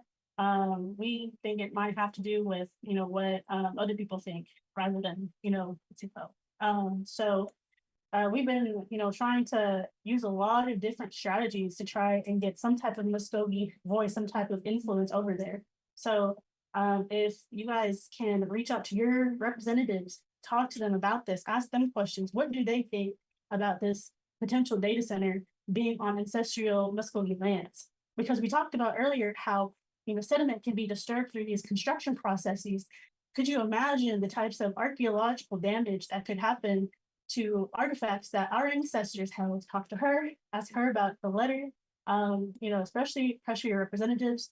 But there is also another way where Muskogee citizens can themselves write letters or a petition. And we're going to be working with some next steps about that after this meeting that we'll definitely let you guys all know about. But yeah, there's a lot of different ways to intervene, and we're just trying to get Muskogee citizens over here in Oklahoma to rally behind our folks in Georgia, because every time we talk to them, they tell us that they're just stewards of the land. They're just taking care of it while we're gone.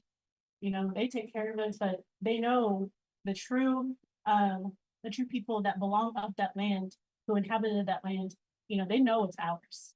And they've reiterated that over and over again. They really made me think a lot differently about what allyship looks like to Indigenous people. So, their fight is our fight. Our fight is their fight, because all of them, they're on well water. All of them, they live in rural communities. We're the same, and we have nothing if not for each other. That's why we have decided to stand so strongly with them and campaign, for our people, for them. So I just really, because they were not able to be here, I really wanted to shout them out, because normally, when they were here, obviously they talk about their experience a lot better, and represented a lot better than I can. But they've, they got a lot of their own stuff. So I wanted to make sure that we at least shouted them out.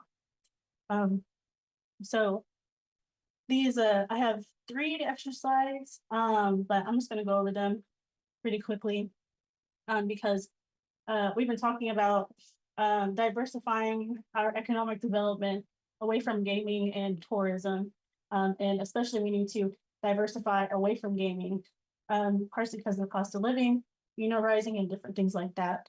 The thing about it is, though, is that we as Muscogee people, we as a sovereign tribal nation, we have an array of different opportunities to subvert capital, the capital power that we have a settler colonial lens, that's being shoved down our throats, basically. So I'd really like to talk about, in the past, like last week, I got to talk on this panel about land back, and one of the panelists brought up this really wonderful thing called, sacred consent. Sacred consent is something that a lot of Indigenous people do in their culture, and some of us might not call it that, but that's what it is. And so some of it is whatever you're foraging, taking what you need, making sure that that you don't take too much, and that you leave enough that anyone else can experience the abundance, that Mother Earth has to offer. So the thing about Muscogee people is that we were like that. We've always been like that. I'd like to call attention to the month that we're in, Orowoshko Shako, which means chestnut thrashing month, or big chestnut thrashing month.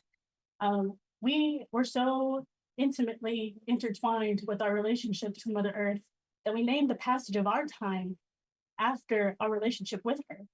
We as Muscogee people have always had this relationship with Igana. And whenever we have these destructive projects that do nothing but exploit her, is that really who we are as Muscogee people?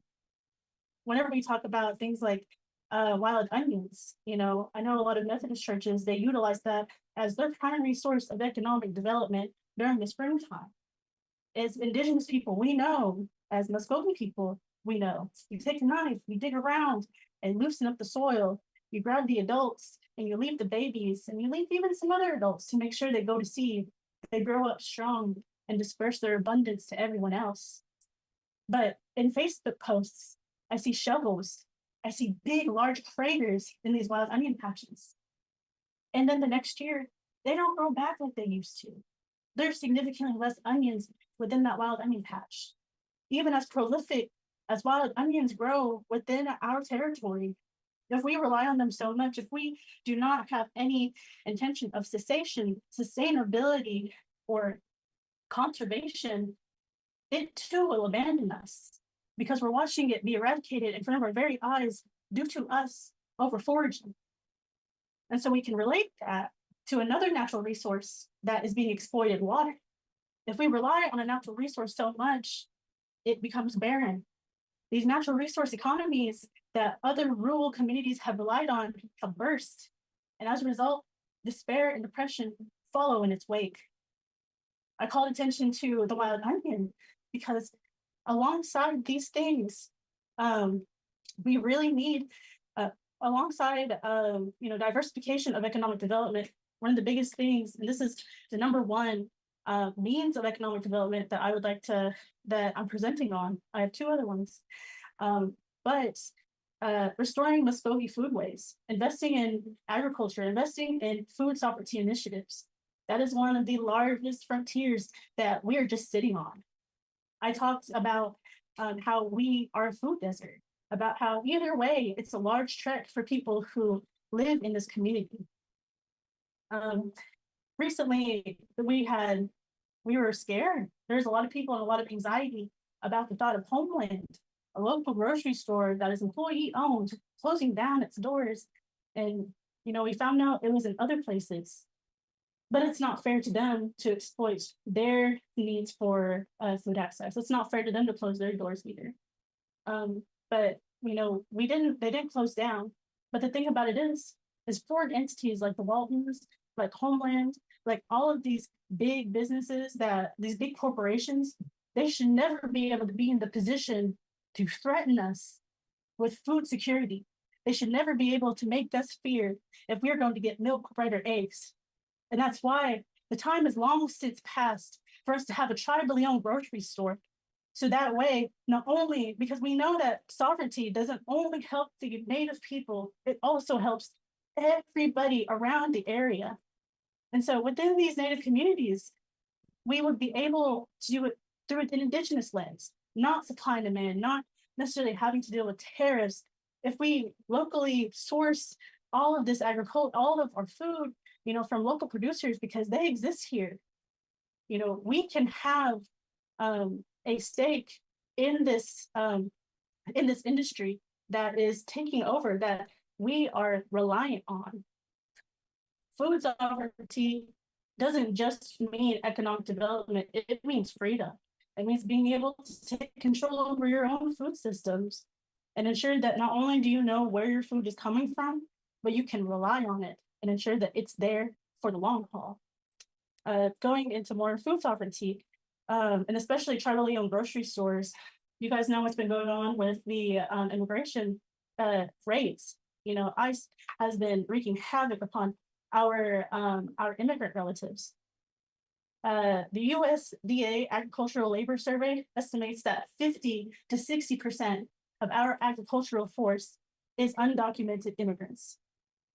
And so as a result, with the way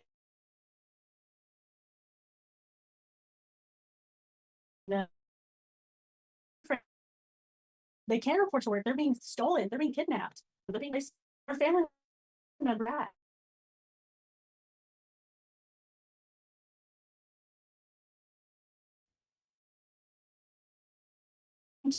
Impact on our food systems. This, where I have this citation right here with James O'Neill saying that a bipartisan coalition of over 17,000 employers, which is Legislative Affairs for the American Business Immigration Coalition, says that President Trump's immigration raids are hurting the agricultural labor forces and could lead to higher food prices. This is from today. The date of this article is from today. And people have already been talking about it, but not only that, consolidation of warehouses where our commodities are being distributed, that even if it didn't directly affect us, it kneecapped a lot of different other nations. The tariffs, it's making food costs go sky high. And so all of these reasons, they are, you know, they necessitate a tribally owned grocery store for the Muscogee people. The next two things, different modes of ag, greenhouses, and food sovereignty initiatives. You know, I talk about wild onions, but I also talk a lot about possum grapes in my work. Possum grapes, they have, in my research, I found that they have a naturally occurring antioxidant. It's called revulsin. Revulsin in these studies have been proven and linked to slowing the rate of metastasis and the division of cancer cells. To me, it is no wonder that our community health outcomes have plummeted as soon as we are disenfranchised by indigenous foodways. So as a result, why not reconnect us to our long lost relatives, possum grapes, siliswa, black haw, with mulberries, wild raspberries? Why not create these into orchards? Why not make wineries out of these things and permit tribal citizens to be able to go and pick and reinstate their relationship to the natural world around them. Greenhouses. There are so many different tribes. I think Kiowa, Oto, they have miles long food sovereignty initiatives. They have miles long greenhouses. And for Muscogee people, we have so many different things that are available to us. Restoration of gar. We can, there's long-nosed gar, alligator gar fish.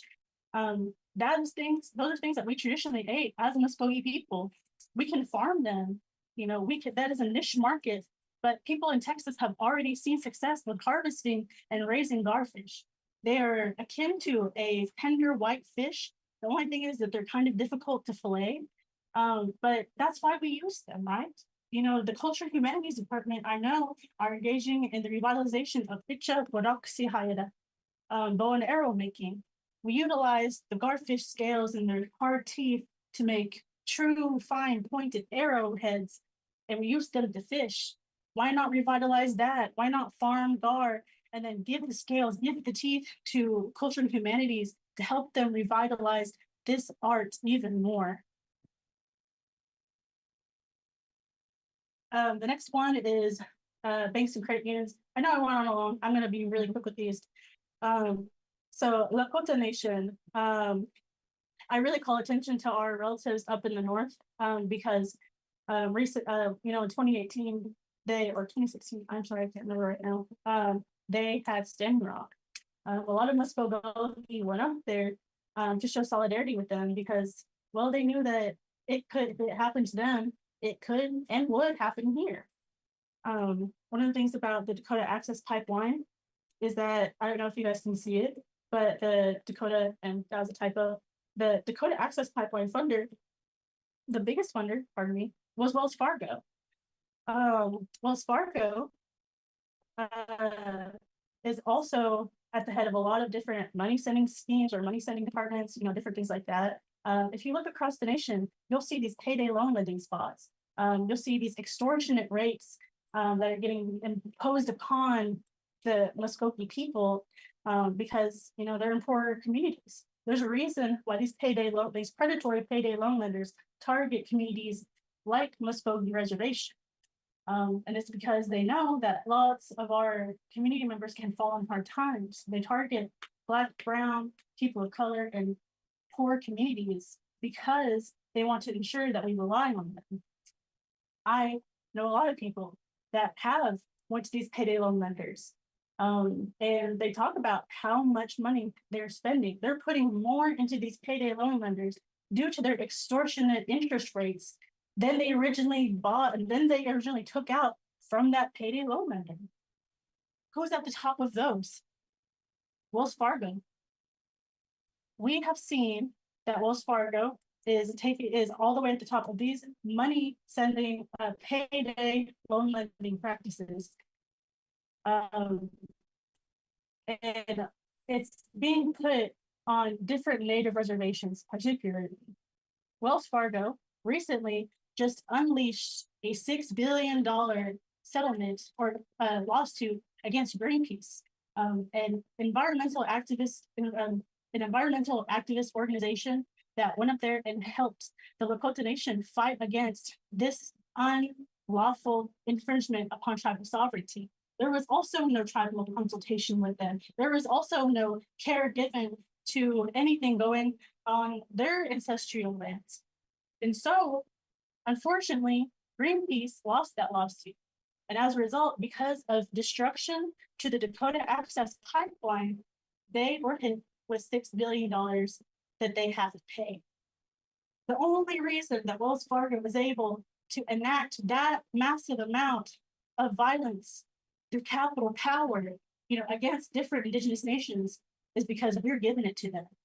We are furnishing the pockets of foreign entities, of large corporations, to disenfranchise our relatives, to kill us, to seize our land, and ensure that the only people that have control over those mineral rights are them. And so what do we do as Muscogee people? What do we do as an Indigenous people? I don't want my money to go into violent environmental projects and other people's lands. So we have a credit union, we have a bank. And not only is it going to be, not only can it be a lucrative economic venture for us, we can also do it through an indigenous lens. Hawaii Community Lending for the past 20 years have had a wonderful program going on. If you don't know anything about Native Hawaiians, a lot of them are being moved out of their ancestral homelands as well, because people are buying up rental properties, by the dozens. And as a result, a lot of them are facing homelessness on their own tribal lands. But as a result of Hawaii Community Lending, they have helped over 200 Hawaiian residents stay in their homes. They have raised the credit scores of many different people, of over 200 since their inauguration. And the biggest part is that they have done this through the lens of their indigenous belief systems, kuleana, responsibility over everybody to each other. That is how they utilize their lens, responsibility to their communities, doing things within a restorative way and not in a punitive way that settler colonialism is so familiar with. They've done it. So has Citizen Potawatomi Nation as a bank. So has Mississippi Choctaw Credit Union. So has Chickasaw Community Bank. I've heard a lot of these things that with Cherokee Nation building these data centers, we don't want to be left behind. They are already on this venture. We need to get on them. But the thing about it is we have already seen all of these other people have these great, massive ventures that are successful and that are positive for the people. It does not have to be strictly through a settler colonist lens. But if we want to talk about capital power, we need to subvert where we're already hemorrhaging it from and ensure that that money goes back into the hands of the people. My final point, which is the shortest point, is recreation beyond tourism and gaming. People love Muscogee Dome. They love they would love to put events there. I know so many people ask me, or talk to me about, how do you do that? How do we do this? There's, the basketball courts, there's the gym, there's the walking trail at the very top. All of these different things, are conducive to a healthy and fit lifestyle for a lot of communities, or for communities in general. People love that. Why not extend that to the southern region of Muscogee Reservation? Walking paths and lighting, all of these different things. In this book that I've been reading, it's called White Rural Rage. It's by Tom Schaller and Paul Whitman. I can't remember right now. But anyway, it's really great. One of the things they talk about, because it's an absolutely artisanal body of research, is that rural America is getting older. The average rural citizen is 41 years old compared to the average urbanite, which is 36. There's a reason why people are moving out of rural communities. There's this, they've affectionately coined this phenomenon as a brain bleed. Young, talented blood filled with potential and promise are hemorrhaging out of these rural communities because there's no potential here. There's no infrastructure. There's no economic development. There's nothing for them here. And so why not build these communities in the places where people would want to live? I talk about walking paths and lighting. I didn't have time to include some of these statistics that I have, but according to the Department of Transportation, Native Americans are 3.5 times more likely to be killed in a pedestrian versus motor vehicle accident. And what that means is we are more likely to be killed walking on the side of the road by a car than white people, than anybody else. The reason? Absence of infrastructure, absence of lighting, absence of sidewalks, absence of better road conditions that enable us to get to one place or the next. Transit can't always come over here. We need to be able to have control over our infrastructure, over our way of life, to be able to engage, to be able to have power back into our hands over our lifestyle, our food systems, and our capital journey.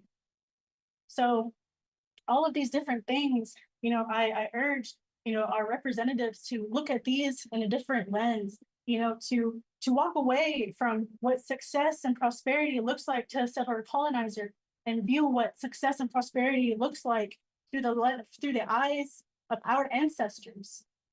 What does it look like for us? And in closing with this, Marianne Kaba, a really widely renowned abolitionist. I read a lot. One of the things that she likes to talk about, and also Dean Spade from Mutual Aid, both of them like to talk about inviting people to dream alongside you. So these are my dreams for a better Muscogee nation. One, where we are not reliant on what success looks like, what economic development looks like, what prosperity looks like for the people who sought to exterminate us first. My dream is to have something that is relational to our people, that restores back to us. And so with these things, with our representatives that I hope are listening, or I hope will, you know, get this talk sometime soon, and with all of you, you know, who have, you know, joined us tonight, I appreciate you all, and I invite you to dream about a better Muscogee world like we're doing tonight. Thank you.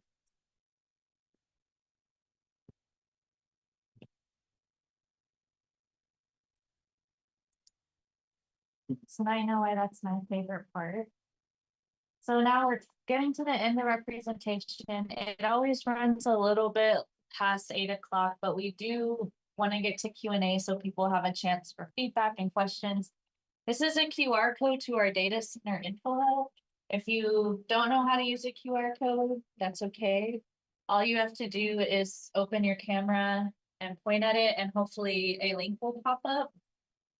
And this is actually in a Google Drive. We are in the process of divesting from Google and moving this over to a Proton Drive, which is a slightly less environmental impact than Google.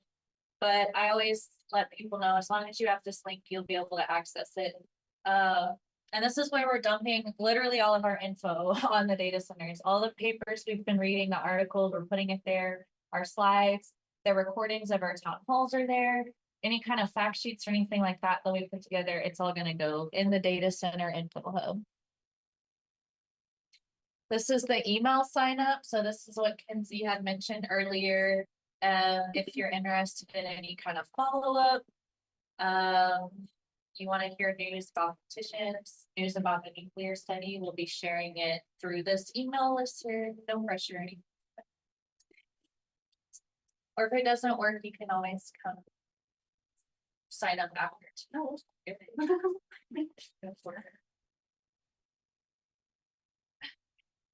one has a chance. Yeah, thank you.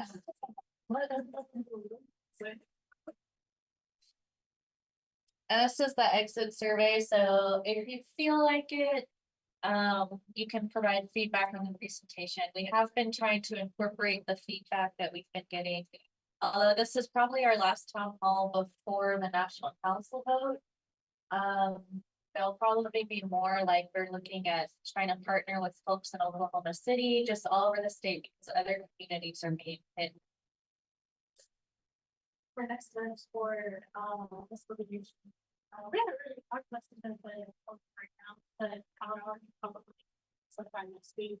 I think about them is power hours that you know for and so the important thing is we do it during working hours. So I think I'll just try to maybe one during working hours during Muscogee Nation lunch period, 11 to 1 to 2, you know, and then another one maybe after hours for people who can't, you know, who are using the lunch break, emailing, texting, calling, just to go off their phones, honestly, let them know that you know, we dissent, we disagree, and then we want them to help them. So please don't look out for that. The good thing about the power hours is sometimes it's scary to like try to contact your leaders, especially when you have concerns. So it's just, you can support each other, we can give each other guidance, but also you can contact them on your own time. This is the Twiggs County GoFundMe. So Mackenzie talked about the data centers there, and that's a real concern because you're talking about pristine lands, conservation lands, Muscogee homelands. The there have sent us like Google satellite images on private property that they're looking at developing there. They know that they find artifacts on a regular basis. And these are just the white residents that live there mostly, sharing their concerns about this. For the Twiggs County Data Center, they've already developed like 500 acres and they're looking at 800 acres for a solar farm, which solar can be a useful tool, but it can also be a greenwashing solution. And in this case, they tore down 500 acres of pristine bear habitat on the Muscogee River corridor to build the solar farm for the purpose of the data center. So it's really concerning. And that's the end of the slides. Really quick, they just did a lawsuit. So they filed the first one on the week after their conservation meeting, their county commissioner meeting, sorry. And then they recently filed another one, I think either this past week or the week before. So this QR code, we'll probably have a different link that I'll post on Facebook for everyone to share around. But this is the link to their legal fees fund. So we all know lawsuits are very expensive. So to support them, we've been sharing this GoFundMe. So if anybody is feeling compelled to give or wants to, donate or, do anything, to help them with their capital, their capital power right now, we appreciate that. Okay, so I think we're gonna transition into the Q&A. If you need to like stand up or stretch or get more food or use the restroom, whatever, now's a good time to do that. Or just spend some time taking in all that information because it is a long presentation, but it's so important and every piece of it is important. So yeah, if there are any questions or comments, reactions, concerns, hopes and dreams. I know it's a lot to think about. I have trouble. Sure.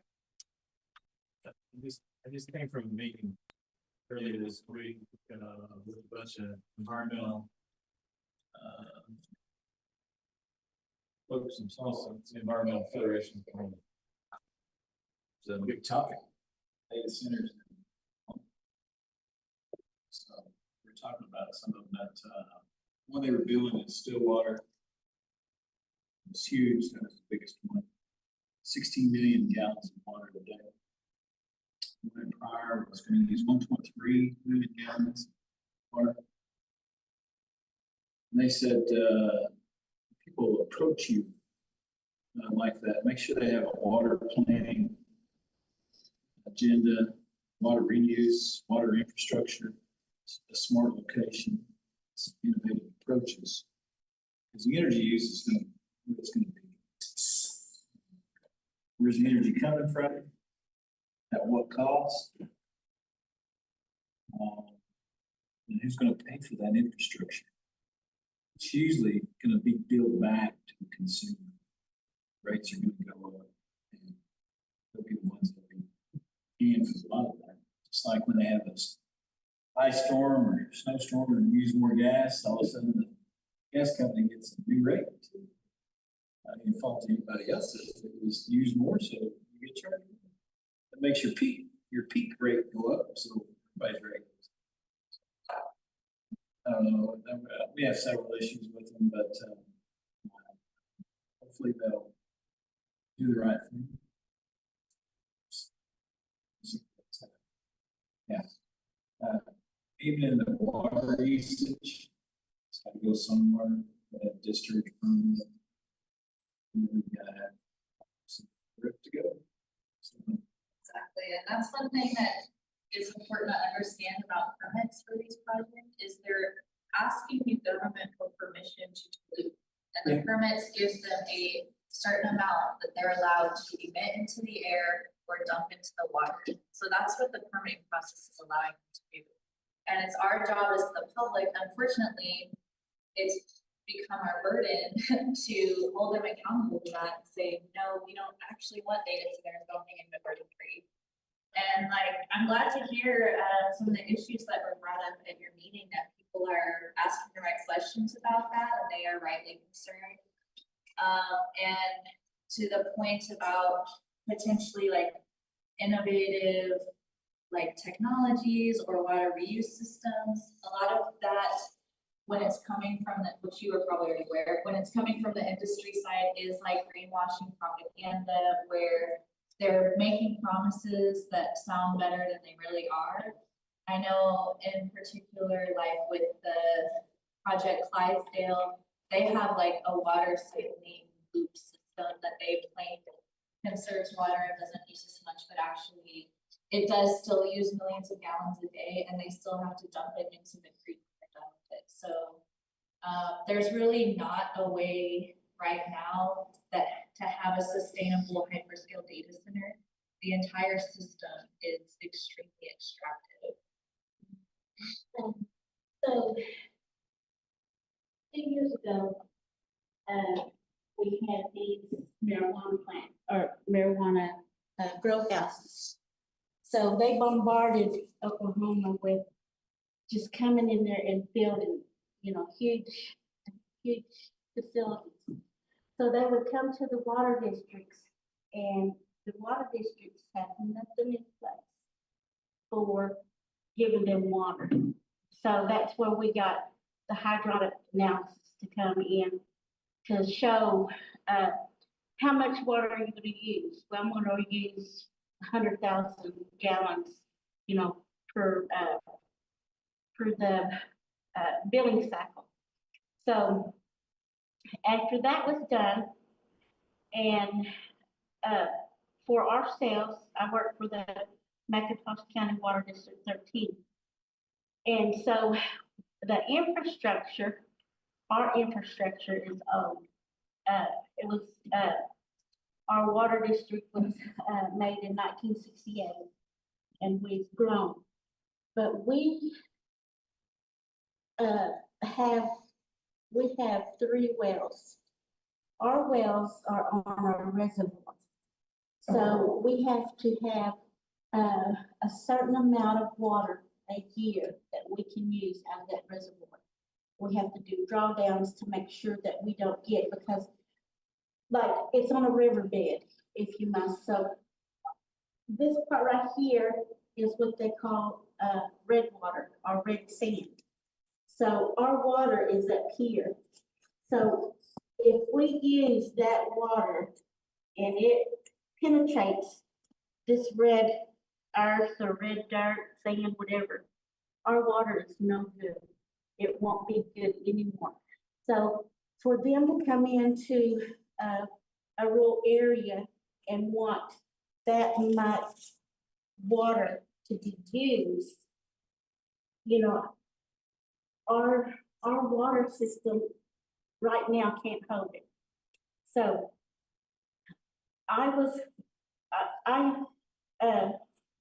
have done some research to, I'm trying to get some money to do some line replacements on our system. So if they come in and they say, we want to, and they get it, say up there by Luke Square, they have to run some lines to get this water to them, because I'm sure the infrastructure is just as old and it can't, get up there. So for 25 miles of line replacement on our system right now is over $2.4 million right now for 25 miles. So we can get probably 800,000 right now for the Biden thing, but we would have to have a loan for the rest. So if they was to go and try to get something, they're looking over $1 million for their getting set up. And it might be more, it might be a little bit less, but it's going to be some money. So I was sitting there watching TV last night or night before, and they were talking about these grow houses, because some of them have left the country or left the area, I should say. And some of them has been closed down because of regulations. Oklahoma was not ready for them. So anyway, we watched, Mackenzie and I watched it on the TV, and there are so much waste. It's in the water, it's all around these properties that have been abandoned. And so the one person said, so what are we gonna do? It was DEQ, ORWA, and two more, city and the county commissioner. Who's gonna clean this up? Well, DEQ says, I'm not unless you give me money to pay for it. to pay for it. If you give us money, whoever you give to clean this up, you know, you're gonna have to give us some money. And so that was such a bombardment on Oklahoma. This is too. So I would say all of the heartache that Stitt has given us as a Muscogee tribe. And, you know, he's always a fussing. Well, you don't pay for your tolls. You don't do this. You don't do that. So wonder why all of a sudden we get someone that comes in to our reservation wanting to set up this data center. Makes you wonder. Okay, so what I would suggest, and I would hope that the National Council will do, is maybe let them set it up in his backyard first and see how it goes. And then once that's done, if it's gonna make him money, then let's do it. But if not, let him be the guinea pig, not us. Let him try to do these things. And then if we say, hey, yeah, that's a good idea. Come on, let's get it going. But right now, put it in his backyard, not ours. When I was younger, I had the passion, just like you guys. I tried to fight what was wrong with the, you know, backed them up, went to council meetings and everything. Everybody that is in charge has a mindset that you don't tell me what to do. I'm gonna do what I wanna do because I'm in charge, okay? Because I don't want to point out anybody. I'm not gonna be disrespectful. At that point in time, that was the mindset. This point in time, I'm older, and I would humbly ask for you to represent me and my family by voting no on these data centers, because they're not no good. You can live without electric. You can live without your phone, but you can't live without water. You can't live without food, air.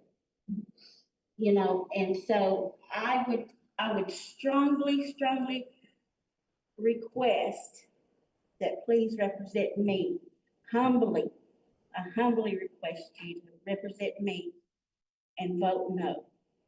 I have reached out with some of my council members, and, you know, usually when something comes up, I don't look at it so much. But man, I got such a bad feeling about this whole thing that I had to voice my opinion because it's scary. So whenever they come in and they don't tell you the truth, they have a hidden agenda. And that is scary, but that's the way of the world. That's the way of a person that is after the dollars and not a livelihood. So you can't take it with you. And if you take everything away from a person and you've got billions of dollars here, no jobs here, what are you gonna do with that money? You you can't buy nothing, you can't buy food. What are you gonna do with that money? Years ago, anybody that ran for council said, I'm for the children, I'm for the elderly, economic development. Yet, I'm not for sure, I may be wrong, but to this day, do we have, what would you call, assisted living for our elderly people? Do we have any? Do we have nursing homes for natives?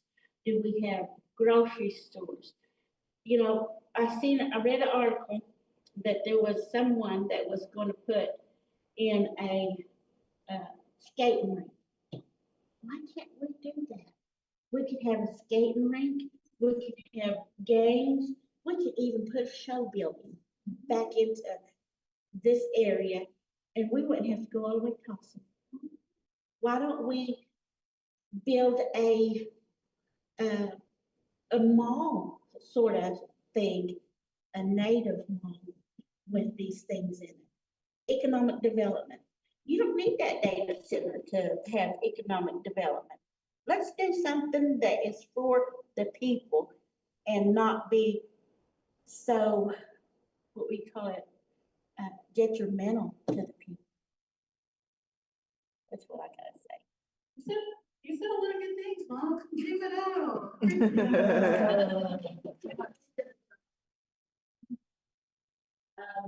Those were such good points. I don't even have a lot to add. Your comparison to the cannabis industry that here so fast was a good comparison, because what happened was we had no regulations. We had people willing to rezone land really fast because they thought they were going to make a ton of money.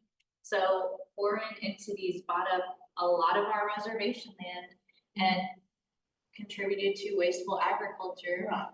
And like cannabis is something that's not necessarily inherently harmful to the community, but when applied under these capitalist mindset, it is. Technology is not necessarily inherently harmful either, but the way it's being applied, it's very harmful because it does depend on extraction and waste, and that like capitalist mindset. And if National Council does decide to put together like some kind of committee to determine our cybersecurity needs, I would hope they would put someone like you on the committee who's familiar with community water usage and like what's important to people like that. So that's what I would envision for like a committee with that, not just industry experts. Whenever they come into our area, we were coming into a drought. I was so worried that we were getting to that point where I told you that so much, you can get so far until that red dirt comes. And so I would call them and I'd say, you need to limit your water use. How do you use your water? Well, they were 24/7 using this water, and our system couldn't hold it. So I had to tell them you need to stop your water use at certain hours or we will have to turn you off. And so, but whenever they came in, they all built these hoop houses. Well, they didn't know Oklahoma weather. So then they had to abandon them hoop houses and get controlled firemen. So all of this is wasted on that property. And then they built buildings with big old air conditioners and fans and all of the irrigations to for the plants to grow. So I've seen on our water district all these hoop houses with grass growing, buckets, just trash, still where they were set up. And yet they put them out of them. So when someone comes and wants to buy that property, they're going to have an environmental study to see if they can even live there anymore. And that's what's going to be a cost to an individual if they're going to buy this land back. Imagine that times 100 with the Exactly. data system, times 100 or more water usage, times 100 or more dangerous chemicals. I'm glad you brought up the weather because that's something that I forgot to mention in our presentation too. Is they're not expressing plans for like Oklahoma weather. As we know, our storms are getting more intense. Tornadoes are increasing in intensity and quantity, and there's not really a plan for dealing with that. They're just putting up these things as fast as they can. What happens if a tornado rips through one? What happens if it catches fire? You can't just put out a battery fire like that. It takes it's very expensive and very dangerous to put out a fire like that. The fire department is not even necessarily equipped to do something like that. And we've seen this in other types of rapid development. There's connected indirectly and directly connected to the data center and AI build out is the critical minerals. The critical mineral supply chain is something that the federal government has prioritized more mining and more refining and more development of mined materials to keep up with the demand for the servers and the things that they have to build for these things. And that's why we have a new lithium refinery in Muscogee, incredibly dangerous. That's why they're building they want to build the first major nickel refinery in the country in Lawton, where they have extreme weather and they have a lot of residential areas and the military base and agriculture. And you know what, when the community, especially the Kiowa Comanche and Apache community, asked their city leaders and industry leaders what happens when strong winds blow through, a tornado goes through, they said, well, our building can withstand up to 170 miles per hour wind. A F5 tornado can be over 240 miles per hour, 300 miles per hour. They're not equipped to handle that. So what happens if the tornado tears through the building outside of Lawton and distributes all of those chemicals in that nickel all over that agriculture land? They're poisoning more than just the residents. They're poisoning our food supply and the water. And what did happen was a storm blew through. It wasn't a tornado, it was just a storm. And the sign on the front of their building fell off. And it was proof that they were not gonna withstand the storm. And I haven't seen any proof that the data centers will either. Yeah. And the abandonment issue, that is an issue for the data centers too, because the technology advances so fast that this will become obsolete. So what happens to the land once that data center is obsolete and you want to build something different somewhere else? What do you do with all that crap? It's not useful for anything else at that point. So those were all really good. Not to mention that the AI bubble has evidence that it will rupture soon, meaning that they're pouring a ton of finances into something that isn't sustainable long-term. And then our land will be blighted with something that we no longer even will be using.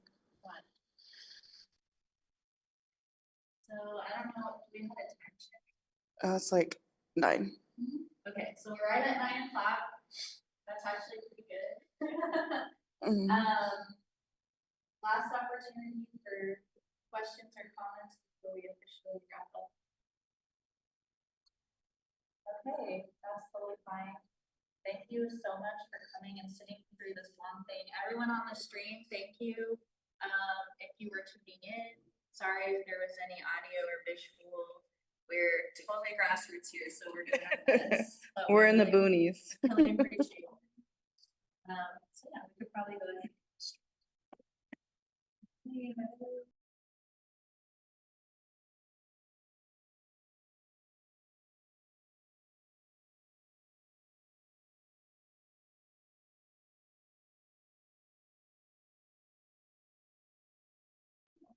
Okay, do you need anything from us before we cut off?